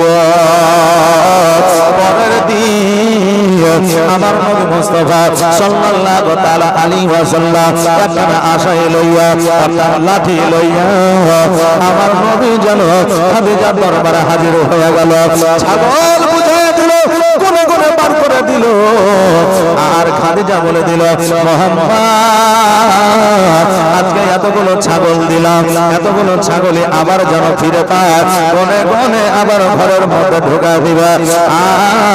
ছাগলে তোমার পেটগুলো যে খালি আছে, একটা ছাগলের পেট যেন খালি না থাকে, প্রত্যেকটা ছাগলের পেট যেন পূরণ হয়ে যায়। আহারে কর্ম করা কত সোজা নয়। আজকে যারা বিদেশে কাজ করে, 10 তলা 12 তলা 5 তলা উপরে ঝুলে ঝুলে বাবা ভাড়াতে কাজ করে, আর দিনের শেষে 1000 টাকা 1200 টাকা 500 টাকা লইয়া 3 মাস 6 মাসে একত্রিত করে বাড়িতে নিয়ে আসে। আর বাড়িতে নিয়ে আসার পরে বাড়ির মানুষজন মনে করে অতি সহজে টাকাটা বাড়িতে এসেছে, কিন্তু কত কষ্ট করে এসেছে ওই যুবকই জানে। আজকে আমরা জলসা করে কিছু পয়সার জন্য, আজকে জলসা করে ইসলামের খিদমত করার জন্য, আজকে জলসা করে সমাজের আপনার সেবা করার জন্য। এবার কিছু মানুষ করে বক্তারা বেশি পয়সা কামায়, যে বেশি পয়সা কামায়, কিন্তু বাবার জীবনের মূল্য পয়সা চাইতে বেশি না কম? এই বেশি না কম? বেশি। বাবারে আমরা যে একটা জায়গা থেকে আর একটা জায়গা যাই, আজকে রাত্রি জেগে জেগে ড্রাইভারেরা আপনার কত যে কষ্ট করে গাড়িটা চালায়। দেখবেন যদি কোনো অ্যাক্সিডেন্ট হয়ে যায়, ওই অ্যাক্সিডেন্ট হওয়ার কারণে যদি কোনো দুর্ঘটনা ঘটে যায়, তাহলে কি অসুবিধা কার হবে? আমারই হবে। যেমন আজকে আস্তে আস্তে বলে এত জাম, এত ভিড়, যে আগে যে গাড়িটা ছিল আজকে ব্রেক করেছে আর আমার ড্রাইভার কন্ট্রোল করতে পারেনি, যে ধাক্কা সঙ্গে সঙ্গে আপনার ধোঁয়া উঠতে লাগলো, এসির যে তার ছিল মনে হয় কেটে গেছে, আমার গাড়ির সামনেটা দেখবেন একবারে টেপা হয়ে গেছে। নাহলে আজকে থাকার কথা ছিল, কালকে একবারে জালসা করে বাড়ি যেতাম। তো আগামী কালকে গিয়ে আবার গাড়িটা দেখাতে হবে, কারণ হলো যে এখন তো কন্টিনিউ চলবে, তো গাড়ি যদি না থাকে তাহলে আমরা দুর্বল। বলার যদিও উদ্দেশ্য ছিল না, তবুও বললাম আপনাদের যে টাকা কারোরই, চাই মাস্টার হোক, ডাক্তার হোক, উকিল হোক, রাজমিস্ত্রি হোক, ব্যবসায়িক হোক, যেই হোক না কেন, পয়সা কোনোদিন সহজে উপার্জন হয় না। কষ্ট আপনাকে করতেই হবে। আর পৃথিবীর মধ্যে হালাল কাজ যেগুলো হবে, কোনো কাজে ছোট হয় না, কোনো কাজকে ছোট করে দেখা যাবে না। কেউ যদি ছোট করে কোনো কাজকে দেখে, দেখবেন তার জীবনে তারাক্কি হবে না, তার জীবনে উন্নতি হবে না। বেরাদার, আপনি কোটি টাকার বিজনেস করবেন, আগে 10 টাকা দিয়ে শুরু করবেন, তবেই তো কোটি টাকা হবে। আর ডাইরেক্ট কোটি টাকা দিয়ে শুরু করবেন, তো ওই কোটি টাকা কি করে আপনি নিয়ে আসবেন? কোথা থেকে নিয়ে আসবেন? এই জন্য বাবা, কোনো ব্যবসা, কোনো বিজনেস, কোনো কাজকে ছোট করে দেখা যাবে না, যদি কাজটা আপনার হালালি হয়। আমার নবী মুস্তাফা সাল্লাল্লাহু তাআলা আলাইহি ওয়াসাল্লাম বলে, ওই আমাদের বাদশাহী, আজকে আমি নবী কথা দিলাম, একটা ছাগলের পেট খালি থাকবে না, জয়টা ছাগল নিয়ে গেলাম, জয়টা ছাগলে আমি আপনারা এই ঘরের মধ্যে গুনে গুনে ঢুকায়া দিব। রবি আমার ছাগলগুলোকে নিয়ে রওনা হয়ে গেল। আর খাদিজাতুল কুবরা রাজদরবারে আসলো, আসার পরে তার দাসীদের ডাকলো, ডাকার পরে বলল, আমার দাসীরা চলো ছাদের উপরে একটু মজা নিব, একটু আমরা আনন্দ নিব। বলে কেমন করে? বলে একটা যুবক এসেছে ছাগল চড়ার জন্য, 4টা রাখালে ছাগলগুলো সামলাতে পারেনি, আর একটা যুবক নুরানিময় চেহারা নিয়ে এসেছে, এ কেমন করে ছাগলগুলো সামলায় একবার দেখবো। ছাদের উপরে উঠিয়া যখন ছাগলগুলো একদিকে যাবে আর একদিকে আগে যাবে, সামনে যাবে, পেছনে যাবে, অর্থাৎ পূর্ব পশ্চিম উত্তর দক্ষিণে যাবে। ওই বাচ্চা ওই যুবক ছুটাছুটি করবে, একবার পূর্বে যাবে, একবার পশ্চিমে যাবে, একবার সামনে যাবে, একবার পেছনে যাবে। এটা দেখিয়ে আমরা আনন্দ নিব। দেখবেন কারো যদি দেখবেন রেশনের চাল বলেন, ডাল বলেন, রাস্তা দিয়ে নিয়ে এসে সাইকেল থেকে পড়ে গেল, ছিটিয়ে গেল, অনেকে দেখবেন আনন্দ পায়, পাই না? অনেকে আনন্দ, হ্যাঁ কেমন গালি আসলে পড়ে গেল রে। হ্যাঁ, কেউ যদি বর্ষা দিনে হাঁটতে হাঁটতে দেখবেন পড়ে যায়, একবারে ধারাপ করে পড়ে গেল, হ্যাঁ, তো ওকে যে ধরবে তার আগে বললেন দাঁত বাইর করে হাসছে। হ্যাঁ, আবার ও বুঝে না যে ও পড়ে যায়, লজ্জিত হয়েছে এমনি, আবার ওর নাইর হাতে বললেন এই কাদা দেখে চাচা পড়ে গেছিলেন নাকি, লোকের সামনে বলবে, বুঝলেন না? যে এটা থেকে কত লজ্জিত হয়েছে ওই একমাত্র জানে। হ্যাঁ, তো এই জন্য আমরা অনেকে বললেন কিছু কর্ম, কিছু কাজ আছে, আমরা কেউ বুঝে মজা নিই আর কেউ না বুঝে আমরা আনন্দ নিই। খাদিজা একজন রানী বাদশাহিনী, তখন অত জ্ঞান ছিল না, আর তখন ইসলাম সম্পর্কে তার অভিজ্ঞতা ছিল না। তো খাদিজা বলছে দাসী, তো দাসী দেখবেন যারা দাসী হবে মেয়েদের বন্ধু মেয়ে হয় নাকি না ছেলে হয়? মেয়েদের বন্ধু মেয়ে হয়। তো আমার খাদিজার দাসী ছিল মেয়েরা। এখন বাবা মেয়েদের বন্ধু মেয়ে হয় না, এখন মেয়েদের বন্ধু ছেলেও হয়, ছেলেদের বন্ধু মেয়েও হয়। তো এখন ইংরেজি ভাষায় একটা কথা আবার বলছে, বন্ধুও বলছে না, ফ্রেন্ডও বলছে না, কি যেন বলছে, বৃষ্টি না কি বলছে, বেস্টু। হ্যাঁ, না না বেস্ট ফ্রেন্ড নয়, বেস্টু ডাইরেক্ট ডট ডট ডট, বুঝলেন না? তো বলছে আমার বেস্টু, সুবহানাল্লাহ। আমাদের এখন বর্তমানে মায়েদের বললে পুরুষ বন্ধু হয়েছে, পুরুষদের মেয়ে বন্ধু হয়েছে বেরাদার, তবে মেয়েদের বন্ধু মেয়েরা হয়, ছেলেদের বন্ধু ছেলেরা হয়। ইসলাম শরীয়ত কোনোদিন আপনার মেনে নেয় না, প্রাধান্য দেয় না।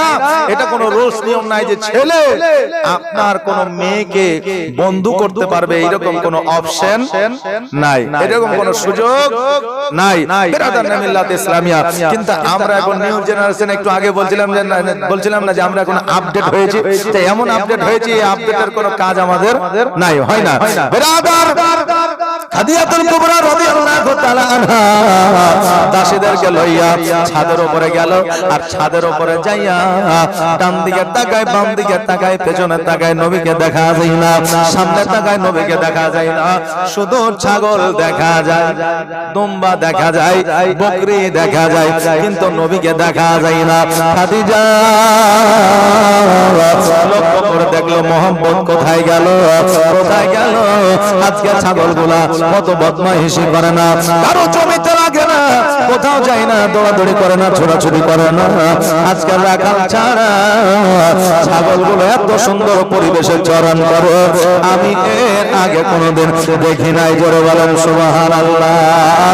এবার ছাদের উপরে উঠে ঘোরাঘুরি করছে, আর যেন লক্ষ্য করে দেখছে, দেখতে দেখতে লক্ষ্য করে দেখছে কেন আমার নবী মুস্তাফা সাল্লাল্লাহু তাআলা আলাইহি ওয়াসাল্লাম একটা বাবলা গাছের নিচে হাতের উপরে মাথা দিয়া লাঠিখানাকে পাশে রাখিয়া যেন চোখ দুটাকে বন্ধ করে আরাম করেছে। জোরে বলেন সুবহানাল্লাহ। খাদিজা রাদিয়াল্লাহু তাআলা আনহা উনি যেন আপনার হতভম্ব হয়ে গেল, অবাক হয়ে গেল, চারটা রাখালে সামলাইতে পারে না, আর নবী একাই ছাগলগুলো সামলায়, তাও আবার শুয়ে থাকিয়া। এটা কেমন করে সম্ভব? দাসীদেরকে বলে, দাসীদের এই যুবক কিন্তু সাধারণ যুবকের মতো যুবক নয়, নিশ্চয় এর মধ্যে কোনো অলৌকিক আপনার কাহিনী আছে, দৃশ্য আছে। এবার বাবা খাদিজাতুল কুবরা রাদিয়াল্লাহু তাআলা আনহা যেন আপনার তাকায়া তাকায়া নবীজির দিকে লক্ষ্য করে যেন দেখতে আছে। দেখবেন কোন নতুন জিনিস যখন দেখবেন, ওই জিনিসটার দিকে আপনার চেয়ে চেয়ে থাকবেন না, থাকেন না? থাকে। খাদিজা দেখতেছে আমার নবীকে, হঠাৎ করে দেখছে যেন একটা মস্ত বড় সাপ আমার নবীজির মাথার উপরে ফনা তুলেছে। সঙ্গে সঙ্গে খাদিজা সৈন্যদের ডাক দেয়, আরে সৈন্যরা জলদি করে লাঠি লইয়া যা, ওই দেখ মোহাম্মদ আমির হামদার ভাতিজা শুয়ে আছে বাবুলা গাছের নিচে, একটা সাপ ফনা তুলেছে, যে কোনো মুহূর্তে দংশন করে দিতে পারে, জলদি করে যা আর সাপটাকে তোরা মেরে আয়। এবার সৈন্যরা লাঠি নিয়ে লোটা নিয়ে যেন ছুটতে আরম্ভ করেছে। আমার নবীর কাছে যখন পৌঁছে গেছে, দেখছে যেন নবী আরাম করছে, সাপ যেন দেখা যায় না। এবার সৈন্যদের হট্টগোল দেখে নবী আমার চোখটা খুললে বলতেছে, কি ব্যাপার, এখানে কেন তোমরা, কিসের জন্য? বলে তোমার মাথার উপরে একটা সাপ ছিল। বলে তোমরা দেখেছো? বলে না। আমার নবী বলল, এই জায়গায় কোনো সাপ নাই, তোমরা রাজপ্রাসাদে ফিরে যাও। সকল সৈন্যরা রাজপ্রাসাদে বাবা ফিরে আসলো। আমার নবীজি এইভাবে ছাগল বকরিগুলো সন্ধ্যা পর্যন্ত চরণ করিয়া এবার বাড়িতে নিয়ে আসলো। রাজপ্রাসাদে আপনার গনে গনে যেন ঢোকা দিল। একটা ছাগল বকরিও কম না, আর একটা ছাগলের পেটও খালি না, সব ছাগলের পেট পূরণ হয়ে গেছে। খাদিজা অবাক হইয়া মুহাম্মদ সাল্লাল্লাহু তাআলা আলাইহি ওয়াসাল্লামকে ডাক দিয়ে বলল, এ যুবক শোনো রে, আজকে এত রাকাল বাকাল আমার দরবারে কাজকর্ম করেছে, কেউ এত সুন্দরভাবে ছাগল চড়াইতে পারে না, কেউ ছাগলের পেট পূরণ করতে পারে না। আজকে ছাগলগুলো এত বদমাইশি করেছে, কোনো না কোনো ছাগলের ক্ষয়ক্ষতি হয়েছে, কিন্তু আজকে কোনো ছাগলের ক্ষয়ক্ষতি হয় না, বদমাইশি করে না। আজকে তোমার মধ্যে যে অলৌকিক দৃশ্য দেখলাম, এটা আমি দেখে নিজেকে আমি বিশ্বাস করতে পারছি না। আমার নবী বলে, খাদিজা ওই আমাদের বাদশাহী, আজকে যেটা আপনি দেখেছেন ওইটা আলবাত্তা সত্য। জোরে বলেন সুবহানাল্লাহ। কারণ আমার নবীকে যারা শব্দের মাধ্যমে দেখে তারা কোনদিন ভুল স্বপ্ন দেখে না, কারণ নবী ডুপ্লিকেট পৃথিবীর মধ্যে কোন শয়তান করতে পারবে না। আমার নবী মুস্তাফা বলতেছেন, তুমি যেটা দেখেছো ওটা সত্য। বলে সত্য কেন আসলো? আমি যখন ওই বাবলা গাছের নিচে শুয়েছিলাম, সাপটা আমার মাথার উপরে ফোনা তুলেছিল ঠিকই, কিন্তু ওই সাপটা ফোনা তুলেছিল আমাকে দংশন করার জন্য নয়। ওই বাবলা গাছের পাতার উপর দিয়া সূর্যের আলো পড়তেছিল। ওই সাপটা যখন দেখেছিল আমার নবী মুস্তাফা মুখের উপরে সূর্যের আলো পড়ছে, নবীর আরাম করতে অসুবিধা হচ্ছে, এই জন্য ওই সাপটা ফোনা তুলিয়া সূর্যের আলোটাকে আড়াল করেছিল, যাতে আমার আরাম হয়ে যায়। জোরে বলো সুবহানাল্লাহ। মেঘ মাথায় ছায়া করে মোর নবীর মাথাতে, জোরে বলেন সুবহানাল্লাহ। মেঘ মাথায় ছায়া করে মোর নবীর মাথাতে, আর সাপ এসে হাওয়া করে দয়ার নবীর গায়েতে। মেঘ মাথায় ছায়া করে মোর নবীর মাথাতে, আর সাপ এসে হাওয়া করে দয়ার নবীর গায়েতে।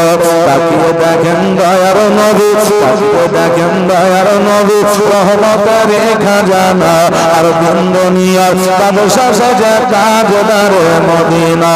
তাই হালিমা তোমার গলে, তাই হালিমা তোমার গলে এসেছে গগনা, আর দুনিয়ার বাদশাহ সাজে তাজদারে মদিনা। মরুভূমির গরম বালি নরম পায়ে হাত গোলায়, জোরে বলেন সুবহানাল্লাহ। মরুভূমির গরম বালি নরম পায়ে হাত গোলায়, আর সূর্য এসে উঁকি মেরে মুখ দেখে তার লজ্জা পায়। মরুভূমির গরম বালি নরম পায়ে হাত গোলায়, আর সূর্য এসে উঁকি মেরে মুখ দেখে তার লজ্জা পায়। চাঁদের মতো চাঁদ দেয়, চাঁদের মতো চাঁদ দেয়, আর আমি না রইলে না দুনিয়া বাদশাহ সাজে তাজদারে মদিনা। তাই হালিমা তোমার গলে, তাই হালিমা তোমার গলে এসেছে গগনা, আর দুনিয়া বাদশাহ সাজে তাজদারে মদিনা। আল্লাহুম্মা সাল্লি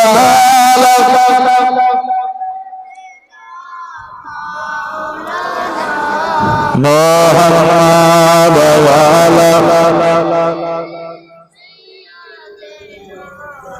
মাওলানা মুহাম্মাদ সাল্লাল্লাহু মুহাম্মাদিন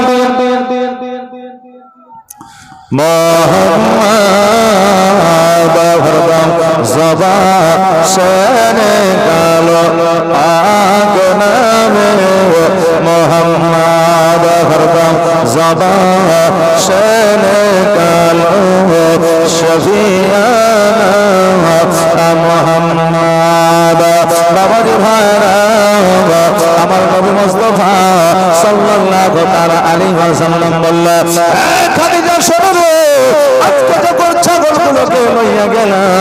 ওই ছাগলেরা আলোচনা করে নিল, কারণ প্রত্যেকের মধ্যে একটা করে সর্দার থাকে না।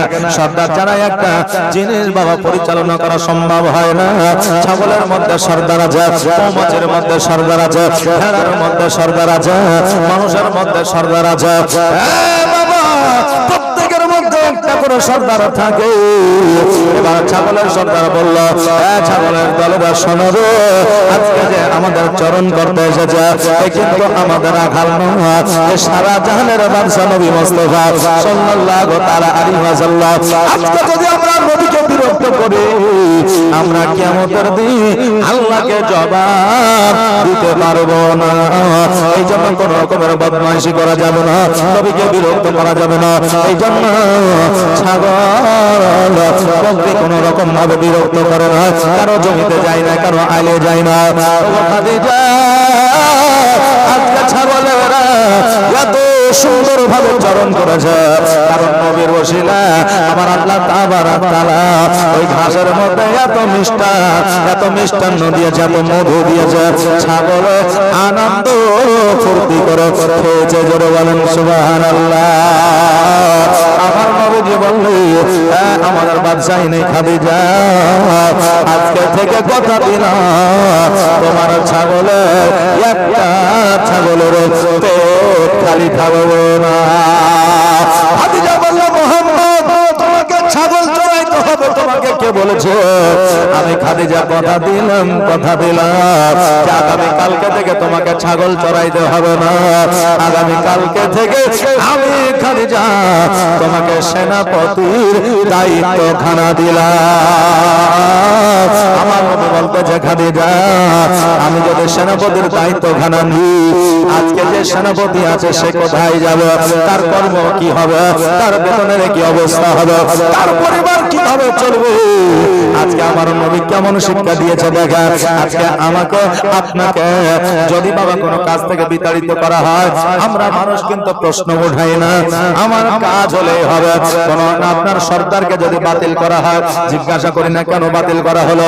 আমাকে আপনাকে যখন জায়গা দেওয়া হয়, একবার রাজি আছে মসজিদের ইমামকে দাঁড়িয়ে দেওয়া হয়, পরবর্তী যখন ইমাম আসে ওই ইমাম জিজ্ঞাসা করে না কেন গেল, যদি এইভাবে যায় আমি থাকবো না, আমিও চলে যাবো, এই কথা বলে না, আমার হলে হবে। কথা বললেন না? এই জন্য বাবা নবীর শিক্ষা কিন্তু এটা নয়। আমার নবী বললে, খাদিজা আজকে একজনকে সেনাপতি থেকে বাদ দিয়া আমি নবী সেনাপতি হইতে পারবো না। খাদিজা বলল, মুহাম্মদ তোমাকে কে বলেছে ওই সেনাপতিকে আমি বাদ দেব? ওই সেনাপতি থাকবে কাজে নিযুক্ত, যে কাজের মধ্যে আছে সে কাজের মধ্যে থাকবে। আর আজকে তোমাকে আমি সেনাপতি রাখবো বুদ্ধিবিদ্যা দেওয়ার জন্য। আমার নবী মুস্তাফা সাল্লাল্লাহু আলাইহি ওয়াসাল্লাম বললেন, তবে রাজি আছি, তবে আমি থেকে যাব যদি তাকে বাদ না দেওয়া হয়। বলে, আগামী কালকে তুমি আমার সিটের আমার গদির পাশে থাকবে, তোমাকে সেনাপতির দায়িত্বখানা দেওয়া হলো। নবী আমার বাড়িতে গেল, বাড়িতে যাওয়ার পরে চাচা হামজাকে বলল, চাচা গো আমার প্রমোশন হয়েছে, আমাকে খাদিজা সেনাপতির স্থান দিয়েছে। চাচা আজকে যদি আমার বাবা মা বেঁচে থাকবো, আজকে আমার আব্বা মা না কতই না খুশি হইব, আমার আব্বা মা কতই না আনন্দে আনন্দিত হইব। আমি হামজা বলল, ভাতিজা আজকে যত তুমি সেনাপতি হয়েছে, আজকে একটু দেখাশোনা করে তুমি চলবে, যত উচ্চ পদের তুমি জায়গা পেয়েছ। আমার নবী মুস্তাফা সাল্লাল্লাহু আলাইহি ওয়াসাল্লাম যখন বাবা বাড়ি থেকে রাজপ্রাসাদে আসে, রাজপ্রাসাদে আসার পর আমার নবীদের ব্যবহার চরিত্র দেখিয়া, নবীদের কথা বলা দেখিয়া, আমার নবীদের কাজকর্ম দেখিয়া খাদিজা যেন পুরোপুরি কনফিডেন্স আমার নবীর উপরে রেখে দিয়েছে। খাদিজা বলে, মুহাম্মদ অনেকদিন ধরে ব্যবসায় যাওয়া হয় না, অনেকদিন ধরে বাণিজ্য যাওয়া হয় না। আমার সেনাপতি আমার সৈন্যরা বাণিজ্যে যাব, তার সঙ্গে তোমাকেও যাইতে হবে। মুহাম্মদ, তুমি কি জীবনে কোনোদিন বাণিজ্য করেছো, ব্যবসা করেছো? নবী আমার বলে, খাদিজা ওগো আমাদের বাদশাহিনী, আমি নবী জীবনে কোনোদিন ব্যবসা বাণিজ্য করিনি ঠিকই, কিন্তু ব্যবসা বাণিজ্যের সম্পর্কে আমার অভিজ্ঞতা আছে। কারণ আমার চাচার সঙ্গে আমি বিদেশে বাণিজ্যে গিয়েছি। কেমন করে ব্যবসা করেছে এটা জানি, কেমন করে লাভ করেছে এটা জানি, কেমন করে শহরে ঘুরেছে সেটা আমি জানি। তবে ব্যবসা আমি নিজে কোনোদিন করি না।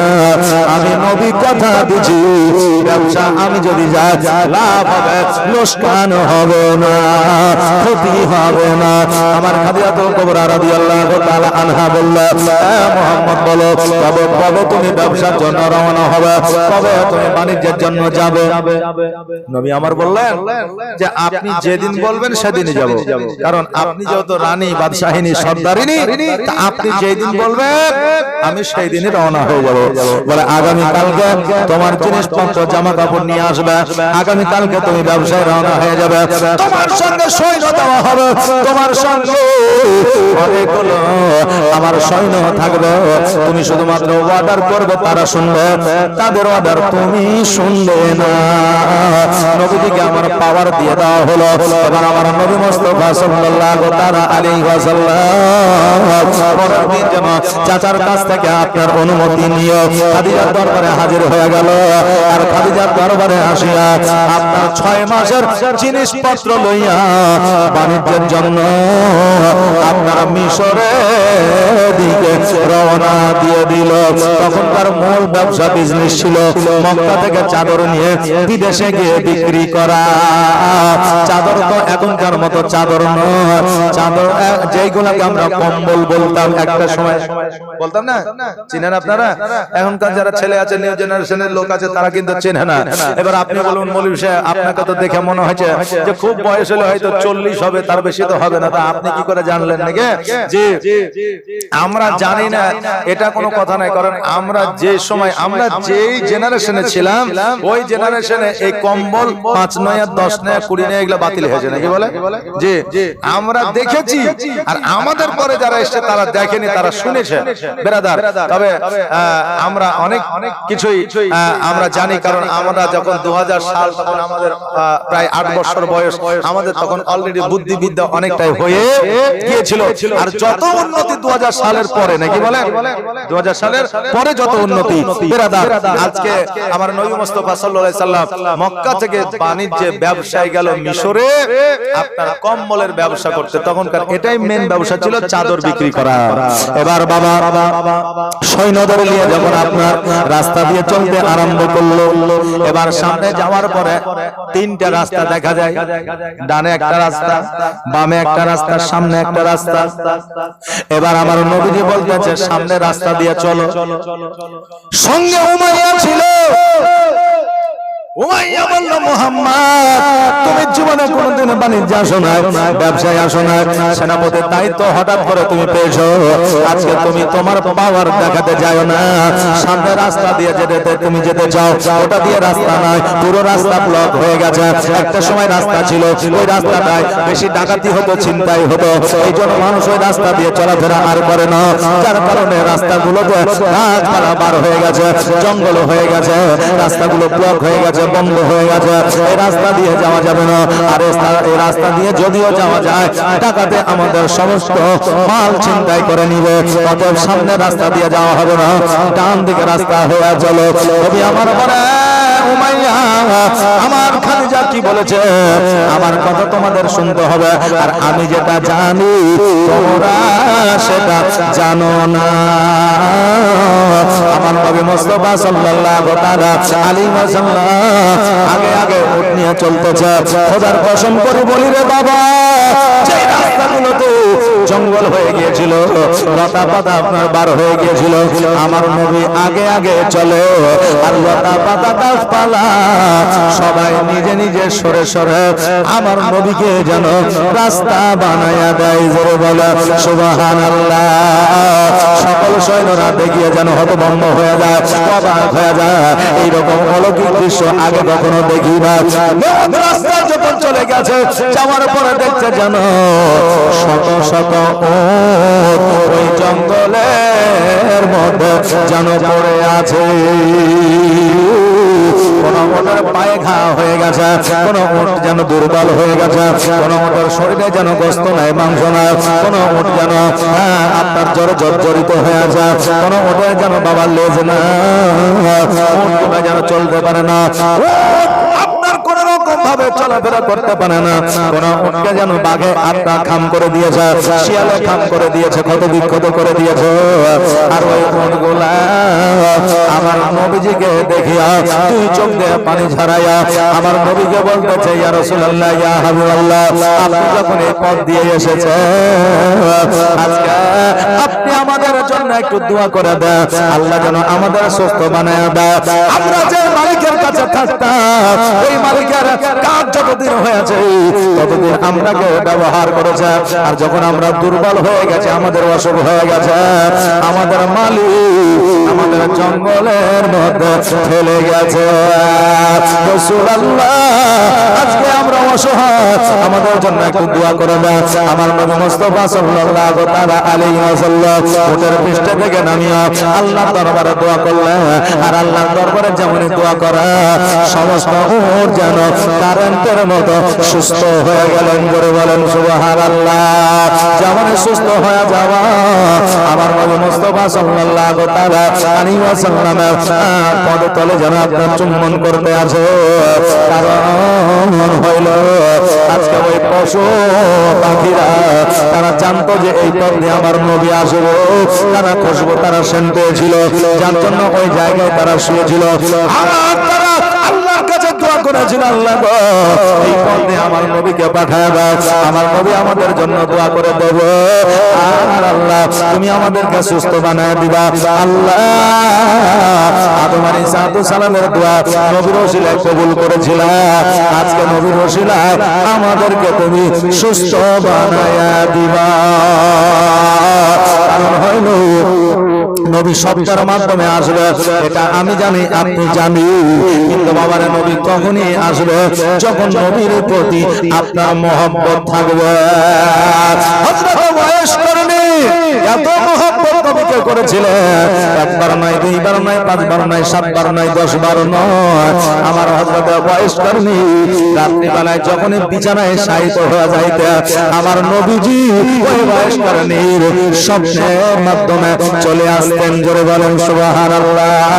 এই জন্য বাবারে নবীকে দেখার জন্য চোখ থাকলে শুরু হবে না, নবীকে দেখার জন্য আমাদের অন্তরে মহব্বত থাকতে হবে। নবী প্রেমে পাগল হইলে, নবীর প্রেমে পাগল হইলে আমার আল্লাহ তাআলা খুশি। নবীর দরুদ পড়ো দিবানিশি, নবীর দরুদ পড়ো দিবানিশি। জোরে বলেন ইয়া রাসূলুল্লাহ। নবীর প্রেমে পাগল হইলে, নবীর প্রেমে পাগল হইলে আমার আল্লাহ তাআলা খুশি। নবীর দরুদ পড়ো দিবানিশি, নবীর দরুদ পড়ো দিবানিশি। ও কি নবীর প্রেমে পাগল হইলে আমার আল্লাহ তাআলার দিদার মিলে গো। বলেন সুবহানাল্লাহ। ও কি নবীর প্রেমে পাগল হইলে আমার আল্লাহ তাআলার দিদার মিলে গো। থাকো যদি জব বাহালে, থাকো যদি আজব বাহালে, হইয়া প্রেম উদাসী। নবীর দরুদ পড়ো দিবানিশি, নবীর প্রেমে পাগল হইলে, নবীর প্রেমে পাগল হইলে আমার আল্লাহ তাআলা খুশি। নবীর দরুদ পড়ো দিবানিশি। আমরা নবীর প্রেমিক কে কে একবার হাত উঠায় বলেন তো দেখি। চারটা নাকি আমরা নবীর প্রেমিক আমরা সবাই সকলে নাকি আমরা নবীর প্রেমিক সবাই এবং সকলে নবীর জীবনে শুনতেছে আসেন নবীকে কেমন ভালোবাসেন নবীর মহব্বত আমি 10টা ভাইয়ের কাছে 100 টাকা করে টাকা চাইছি 10টা ভাই এখানে আছেন 10টা ভাই 100 টাকা করে টাকা একটু চটজলদি করে দিয়ে দেন ধার বাকির কোনো সিস্টেম নাই বাবা যে পরে দিয়ে দেবেন তাহলে একজন যুবক 200 টাকা দিয়ে গেল সুবহানাল্লাহ জাযাকাল্লাহ মাশাআল্লাহ বারাকাল্লাহ এই ভাই একটু আসেন তো চটজলদি করে কারণ হলো আমরা সবাই জানি হিসাবে কাঁচা কিন্তু কেউ হইল নাকি যে এখন প্রত্যেকের মোবাইলে ক্যালকুলেশন আছে কিছু হলে মাথা কাটাতে হয় না ফটাফট ক্যালকুলেশন করে দেয় ব্রাদার তাই বলবো যে এই দেখেন এত বড় একটা প্যান্ডেল হয়েছে তারপরে মাইক আছে বক্তা আছে দেশের আলেম ওলামা আছে ব্রাদার একটা খরচার ব্যাপার আছে তাই আমি বলবো যে 10টা ভাই আমার 100 করে টাকা একটু তাড়াতাড়ি করে 100 টাকা বেশি নাকি বেশি বলিনি তো 100 টাকা একটু চট করে আসেন তো সুবহানাল্লাহ এই দেন কি নাম এই বেনামে তো ভাই আমার এই দেখেন 100 টাকা দান করেছে জাযাকাল্লাহ মাশাআল্লাহ একটা হলো আর 9টা আসেন তো আর আমার মায়েদেরকে বলবো মা এই দেখেন কালকে একটা মা আমার 500 টাকা দিয়েছে তাই আপনাদের একটা কথা আমি বলে দিয়েছি দুইটা বাকি ছিল আজকেও তিনটা মা আমার 500 টাকা করে দেন তো একটু তাড়াতাড়ি তাহলে আজকে যদি আমার মায়েরা তিনটা মা আমার যদি 500 টাকা করে দেয় আমি এই মাকে এই মায়েদের একটা মশলা আমি শিখিয়ে দিয়ে যাব যে আমার মায়েরা এই দেখেন মুখ মানে ঠোঁটে লিপস্টিক দিতে পারবে কিনা টিপ পরতে পারবে কিনা তারপরে মেকআপ করতে পারবে কিনা চোখের ভুরু শেভ করতে পারবে কিনা আর চুল ছোট করতে পারবে কিনা দাও ইমরান এই দেখেন ইমরান 100 টাকা দান করেছে আর 8টা ভাই আমার একটু আসেন এই মা জননী একটু তাড়াতাড়ি করে আসেন একটু জলদি করে আসেন হ্যাঁ সুবহানাল্লাহ সুবহানাল্লাহ আর 5টা মা আমার 200 টাকা করে দেন তো 5টা মা আমার যদি 200 টাকা করে দেয় তাহলে আমি এই মায়েদেরকে বলে দিয়ে যাব যে মায়েদের মধ্যে এমন একটা রোগ আছে যে রোগটার লক্ষণ হলো জান্নাতি হওয়ার লক্ষণ জোরে বলেন সুবহানাল্লাহ এই রোগটা যে মায়ের মধ্যে আছে এই মা জান্নাতি এটা আপনার জান্নাতি রোগের লক্ষণ শামিম 100 টাকা দিয়েছে আর 7টা ভাই আমার আসেন তাড়াতাড়ি হ্যাঁ তাহলে আমি এই রোগটার কথা আমি বলে দিয়ে যাব সুবহানাল্লাহ সুবহানাল্লাহ জাযাকাল্লাহ 5টা মা আমার 200 টাকা করে একটু চটজলদি এই কমিটির ছেলেরা মায়েদের দিকে একটু জানতো মায়েরা তো আসতে পারবে না হ্যাঁ চাদর না এমনি মায়েদের দিকে একটু ঘুরো মায়েরা দিবে চাদরটা লাস্টে যাবে চাদরটা লাস্টে যাবে দু একটা কমিটি এই মায়েদের মধ্যে থাকো মায়েদের দিকে থাকো দেখো মায়েরা অবশ্যই দিবে এই ভাই আরে দেখেন 7টা ভাই আমার 100 টাকা করে একটু তাড়াতাড়ি করে আসেন জলদি করে আসেন 100 টাকা তেল মোটরসাইকেলে ঢুকিয়ে আমরা ঈদের দিনে ঘোরাঘুরি করে ফালতু নষ্ট করে দিয়েছি আজ 100 টাকা এই নবী মুস্তাফা সাল্লাল্লাহু আলাইহি সাল্লামের জীবনীতে দিয়ে যান আরে আজকে লক্ষ্মী ভান্ডারের টাকা তুলে নিয়ে এসেছি আর নিয়ে আসার পরে লাতিকে দিয়েছি পোতাকে দিয়েছি জামাইকে দিয়েছি বেটিকে দিয়েছি আজকে এই জালসাতে দিয়ে যান আজকে জামাই নিয়েছে পোতা নিয়েছে লাতি নিয়েছে আপনার শেষ করে দিয়েছে আজকে জালসায় দিয়ে যাবেন তো এর বাদাওলাত কিয়ামতের দিনে পাবেন জোরে বলেন সুবহানাল্লাহ আজকে বেশি লাইমা 200 টাকা করে টাকা একটু জলদি করে দিয়ে যান একটু তাড়াতাড়ি করে দিয়ে যান কি নাম জুবাইল এই দেখেন জুবাইল এই দেখেন 100 টাকা দান করেছে 4টা হয়েছে 6টা একটু তাড়াতাড়ি করে আসেন তো একটু তাড়াতাড়ি করে আসেন আর 6টা ভাই আমার একটু জলদি করে আসেন সুবহানাল্লাহ সুবহানাল্লাহ আমার প্রাণের মুশাররফ সুবহানাল্লাহ এই দেখেন মুশাররফ হোসেন সাহেব 100 টাকা দান করেছে আর 5টা ভাই আমার একটু তাড়াতাড়ি করে আসেন আমার প্রাণের কি নাম গো এই দেখেন বেনামে এই দেখেন 2টা ভাই আমার 200 টাকা দিয়ে পাঠাই যা সুবহানাল্লাহ জাযাকাল্লাহ আর এই দেখেন আর 3টা ভাই আমার একটু তাড়াতাড়ি করে আসেন আর 3টা ভাই সুবহানাল্লাহ জাযাকাল্লাহ মাশাআল্লাহ আলী আসগর সুবহানাল্লাহ এই দেখেন আলী আসগর কত সুন্দর নাম এই দেখেন আলী আসগর 100 টাকা দান করেছে জাযাকাল্লাহ মাশাআল্লাহ বারাকাল্লাহ সুবহানাল্লাহ আলী আসগর ভাই আমার যে আশা জানিয়াতে করে গেল না দানকে কবুল করো ও রহমান গো আব্বা চা বানায় দাও বলবো সুবহানাল্লাহ বলছে যে একটা চা বানায় দাও এটা বলেন আচ্ছা এটা তো আমি বলে খতম করে দিয়েছি নাকি বলে যে বলে শেষ করে দিয়েছি তবে যাই হোক এটা আবার বলবো এই দেখেন ইউটিউবে প্রত্যেকটা ইউটিউবে রেকর্ডিং হচ্ছে আর এটা যখনই বুঝলেন যাবে তো ভাইরাল হয়ে যাবে অনেকে অনেক রকম কমেন্ট করবে যে এই মৌলবী চা বেচতে লেগেছে কথা বুঝলেন না যে এই জন্য খুব একটা বলা যাবে না তবে রিকোয়েস্ট যখন রেখেছেন তখন একবার বলে দেবো কি রাজি আছেন আপনারা শুনবেন শুনবেন একটা ভাই আমার 500 টাকা দেন। শুনবেন তো একটা ভাই আমার 500 টাকা নিয়ে আসেন। আসেন একটু তাড়াতাড়ি করে নিয়ে আসেন। সুবহানাল্লাহ সুবহানাল্লাহ। হ্যাঁ জাযাকাল্লাহ মাশাআল্লাহ। একটু তাড়াতাড়ি করে গো আব্বা চলে যেও না গো আব্বা ছেড়ে যেও না গো আব্বা ভুলে যেও না। ওই কারবালা ময়দান হতে কেউ ফিরে এলো না গো আব্বা চলে যেও না গো আব্বা ছেড়ে যেও না গো আব্বা ভুলে যেও না।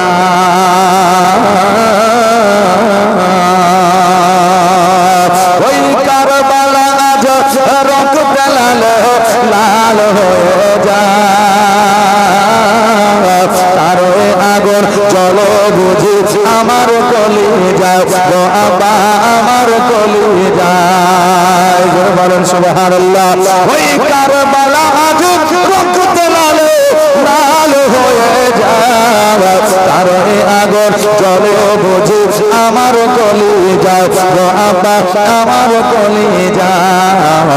আর তো সহা যায় না আব্বা এত বেদনা গো আব্বা চলে যেও না গো আব্বা ভুলে যেও না গো আব্বা রেখে যেও না। ওই কারবালা ময়দান হতে ফিরে এলো না গো আব্বা চলে যেও না গো আব্বা ভুলে যেও না গো আব্বা তুমি যেও না।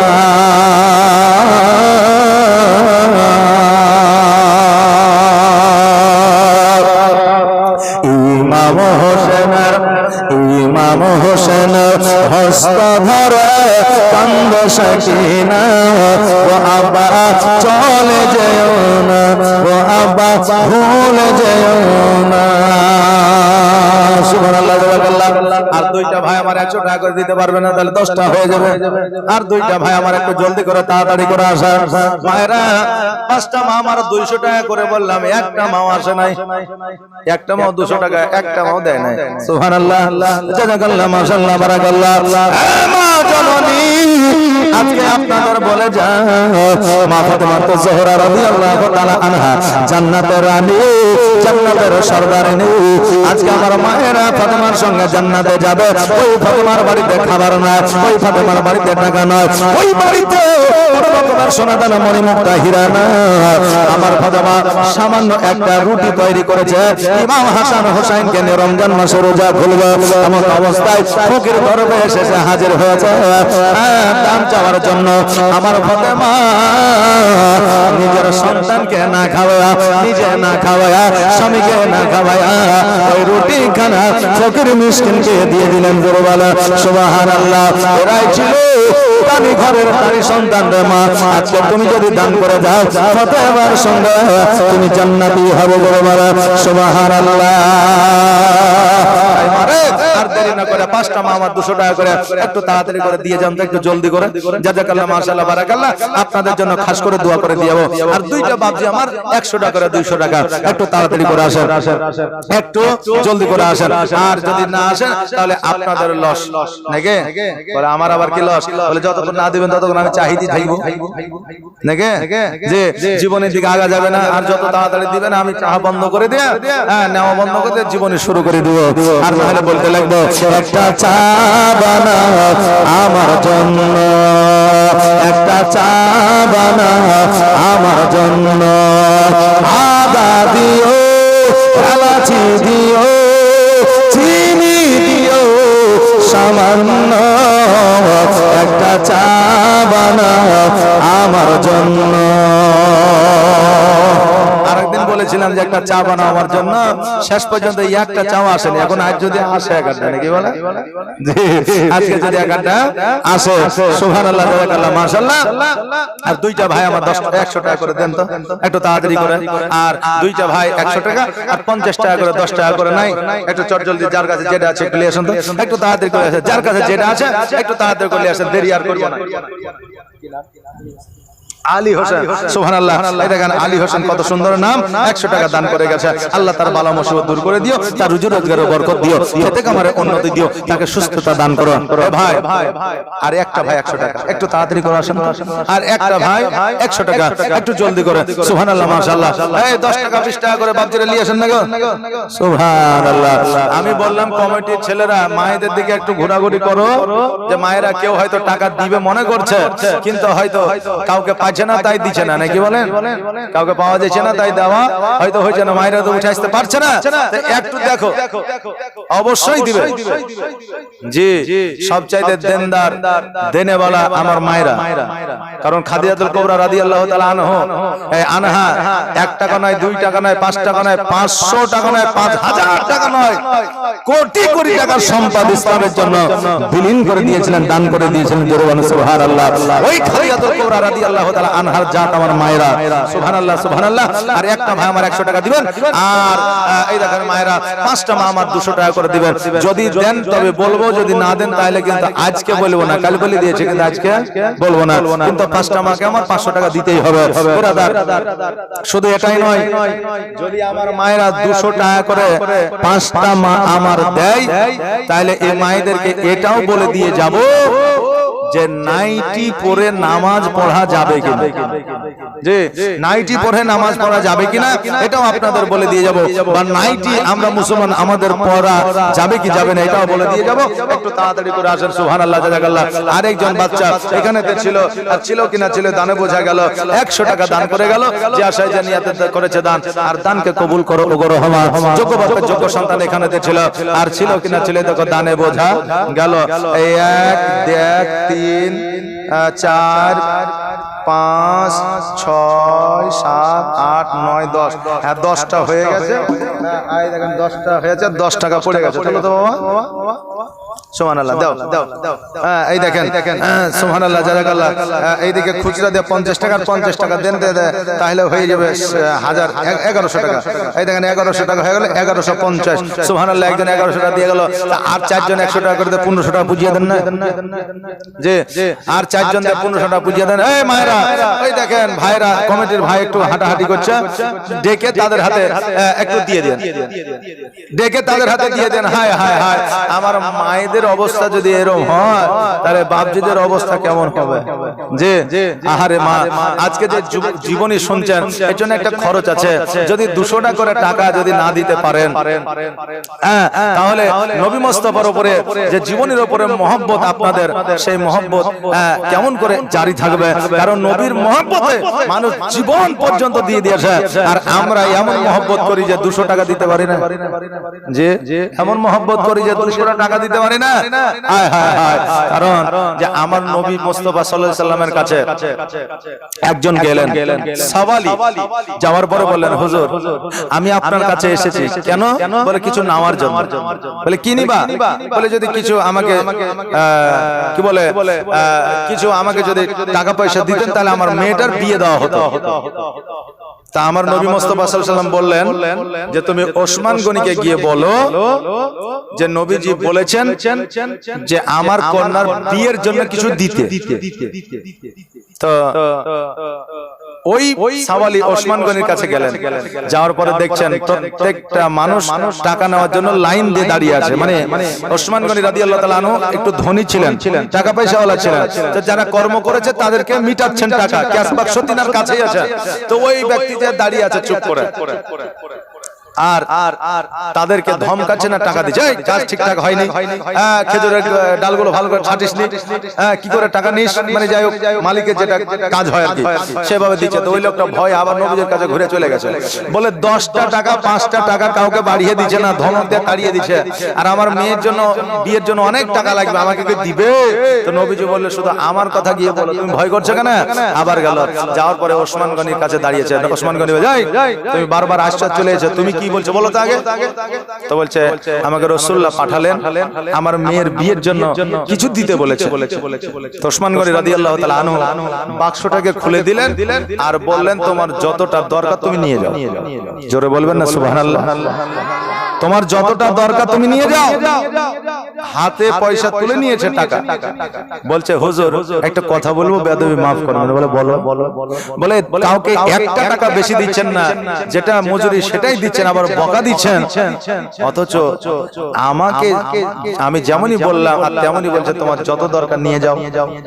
ওসমান গনি বললে শোনো, যে লোকগুলোকে আমি টাকা দিচ্ছি এই হিসাবটা আমাকে কিয়ামতে দিতে হবে, আর আজকে যে টাকা তুমি নিয়ে যাচ্ছ এই হিসাব আমাকে লাগবে না, যেহেতু তুমি রাসূলুল্লাহর কথা বলেছো। জোরে বলেন সুবহানাল্লাহ।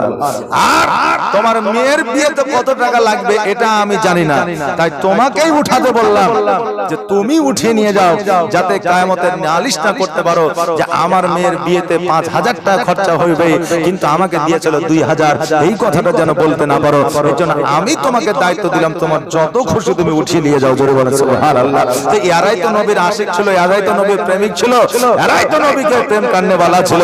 আহারে এতক্ষণ পর্যন্ত চেয়েছে মা বোনদের কাছ থেকে 200 টাকা পাইলাম না। সুবহানাল্লাহ সুবহানাল্লাহ জাযাকাল্লাহ মাশাআল্লাহ। এই দেখেন বাবা এটা রেখে দেন। সুবহানাল্লাহ জাযাকাল্লাহ। আর চারটা ভাই আমার 100 টাকা দিবেন না, এই দেখেন এই 50 টাকা 10 টাকা 20 টাকা। এই মায়েদের দিকে চাদর নিয়ে যাও, হ্যাঁ চাদরটা নিয়ে যান। আর কত চাইবো? চাইলে নাকি বলেন? সুবহানাল্লাহ সুবহানাল্লাহ জাযাকাল্লাহ মাশাআল্লাহ বারাকাল্লাহ। একটু তাড়াতাড়ি করে আসা। দয়ার নবী বিনা প্রাণ বাঁচে না, একবার দেখাও না আমার। দয়ার রাসূল বিনা প্রাণ বাঁচে না, একবার দেখাও না আমার। মরু বলি তোরে দয়ার নবী কি গিয়াছে তোর উপরে। ওরে মরু বলি তোরে দয়ার নবী কি গিয়াছে তোর উপরে। মরু বলে গিয়াছে সত্য, মরু বলে গিয়াছে সত্য, কিন্তু নবীর পায়ে রেখা কেন করে না? দয়ার নবী বিনা প্রাণ বাঁচে না, একবার দেখা না আমার। দয়ার রাসূল বিনা প্রাণ বাঁচে না, একবার দেখা না আমার। ওরে রাখাল সনত ভাই, দয়ার নবীজি আমার গিয়াছে কোথায়? রাখাল বলো বুঝি না নবী, রাখাল বলো চিনি না নবী, তোমরা নবী কারে? দয়ার নবী বিনা প্রাণ বাঁচে না, একবার দেখা না আমার। সুবহানাল্লাহ সুবহানাল্লাহ। একটু তাড়াতাড়ি করে চাদরটা ঘুরিয়ে নিয়ে আসবে, কারণ মায়েদের কাছে আর চাইবো না। তবে মায়েদেরকে যে মশলা আমি বলবো বলেছিলাম সেটা আর বলবো না। কথা বুঝতে পারলেন না? সেটা যে বলবো না, কালকে যদি আমার মায়েরা দেয় তো বলে দেবো ইনশাআল্লাহ।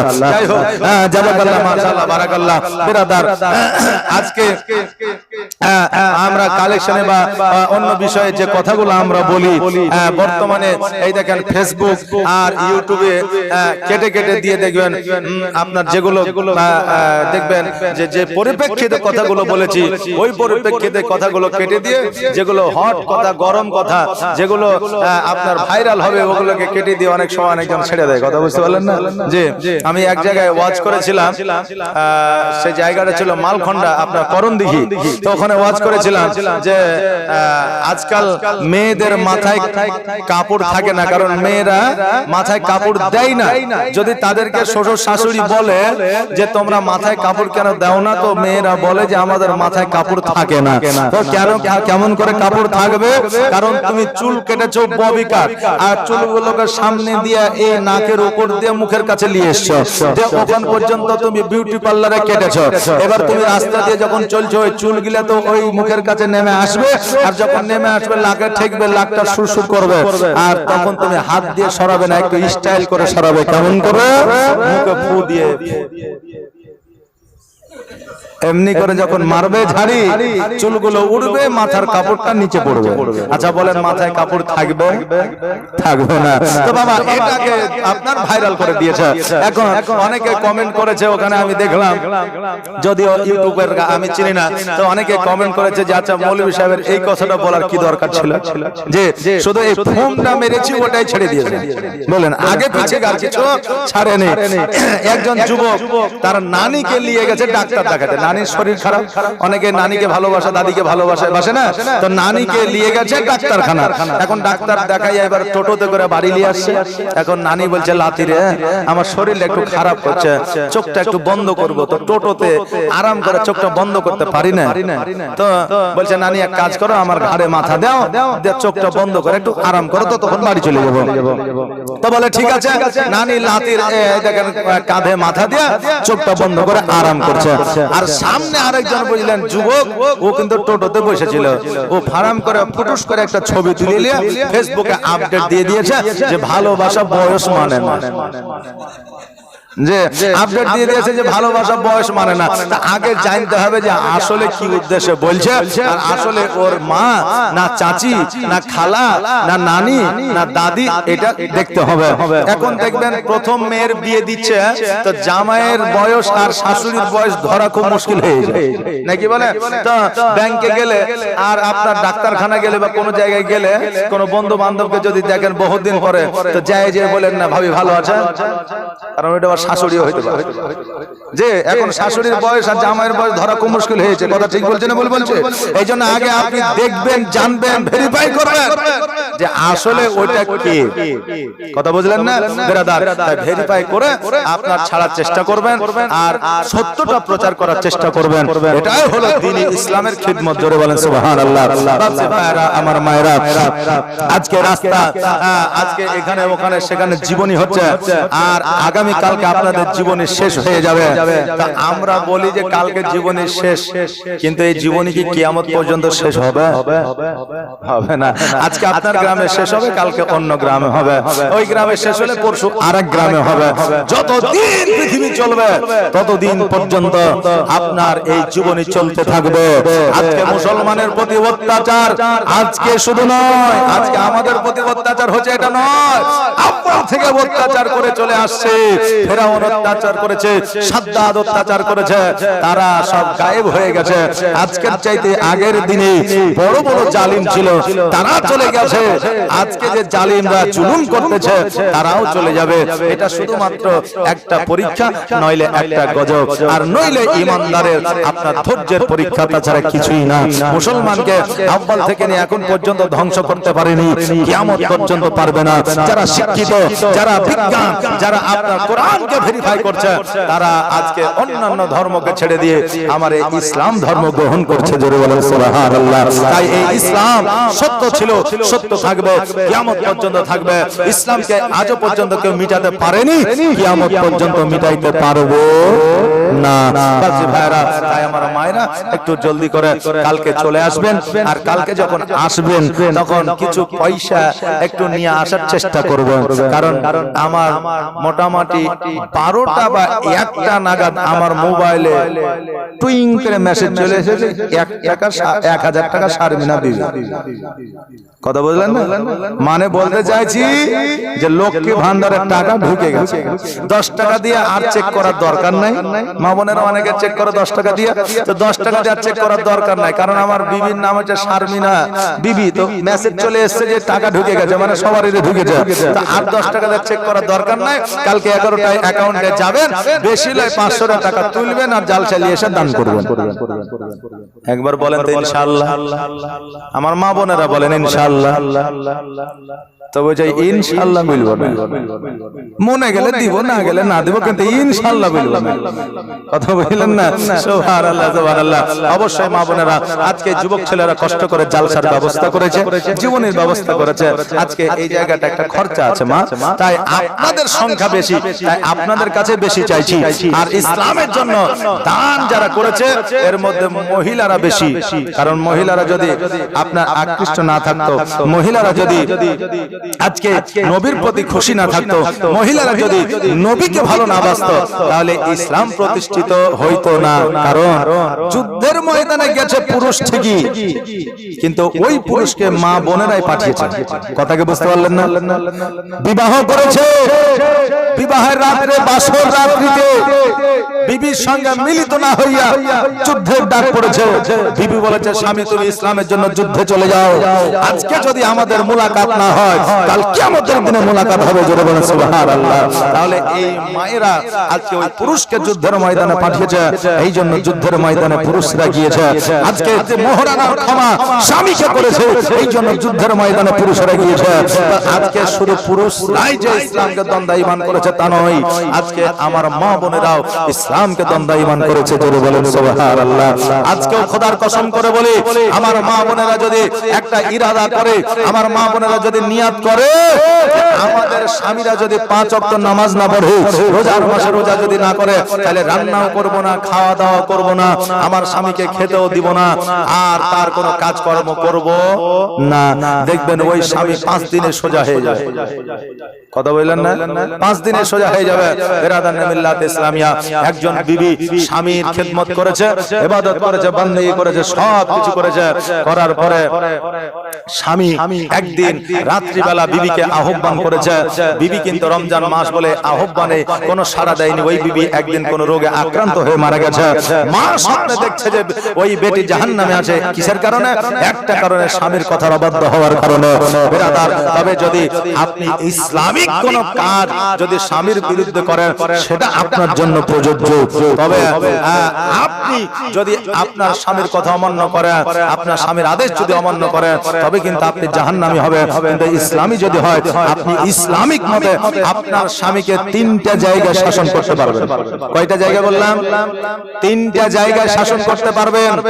প্রয়োজনে স্বামীর নামে বিচার ডাকতে পারবেন, প্রয়োজনে স্বামীর জন্য আপনার বাপ মাকে ডাকতে পারবেন, প্রয়োজনে আপনার স্বামীর নামে কেস ফাইল করতে পারবেন, প্রয়োজনে স্বামীর নামে আপনি ডায়েরি করতে পারবেন, প্রয়োজনে আপনার স্বামীকে কেউ আঘাত করতে পারে, তবে আপনি নয়, আপনার স্বামীকে সোজা করবার জন্য আপনি 3টা জায়গায় স্বামীকে শাসন করতে পারবেন।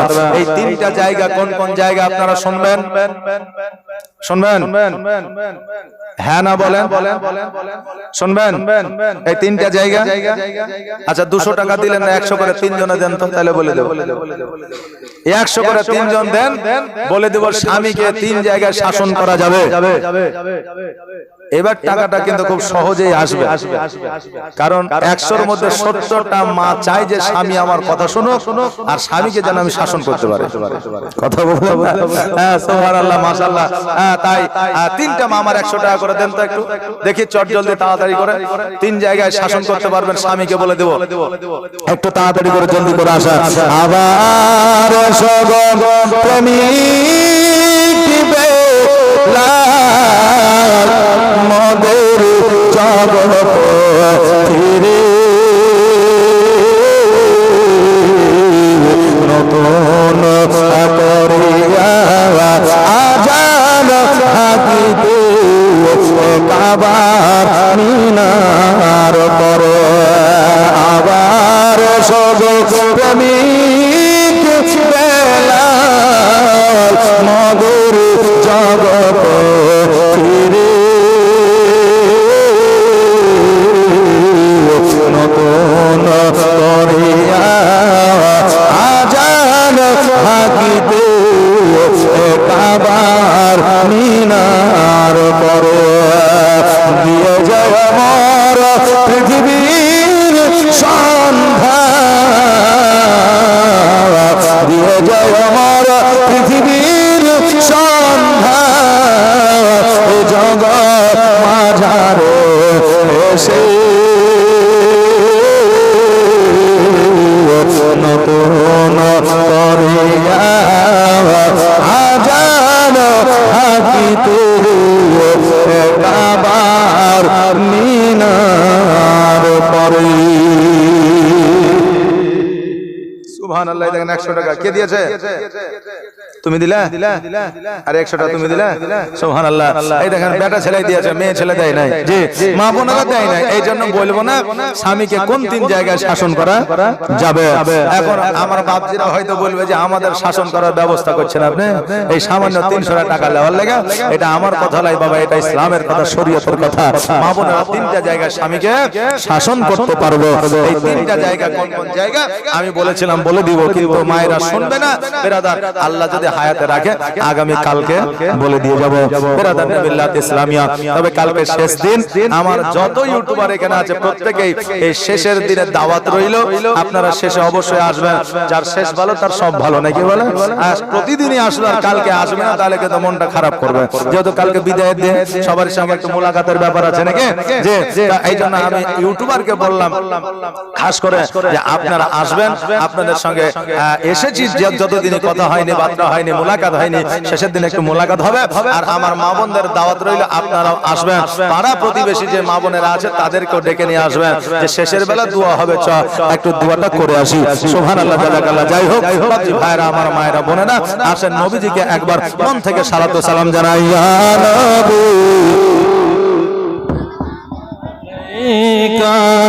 ইয়া রাসূল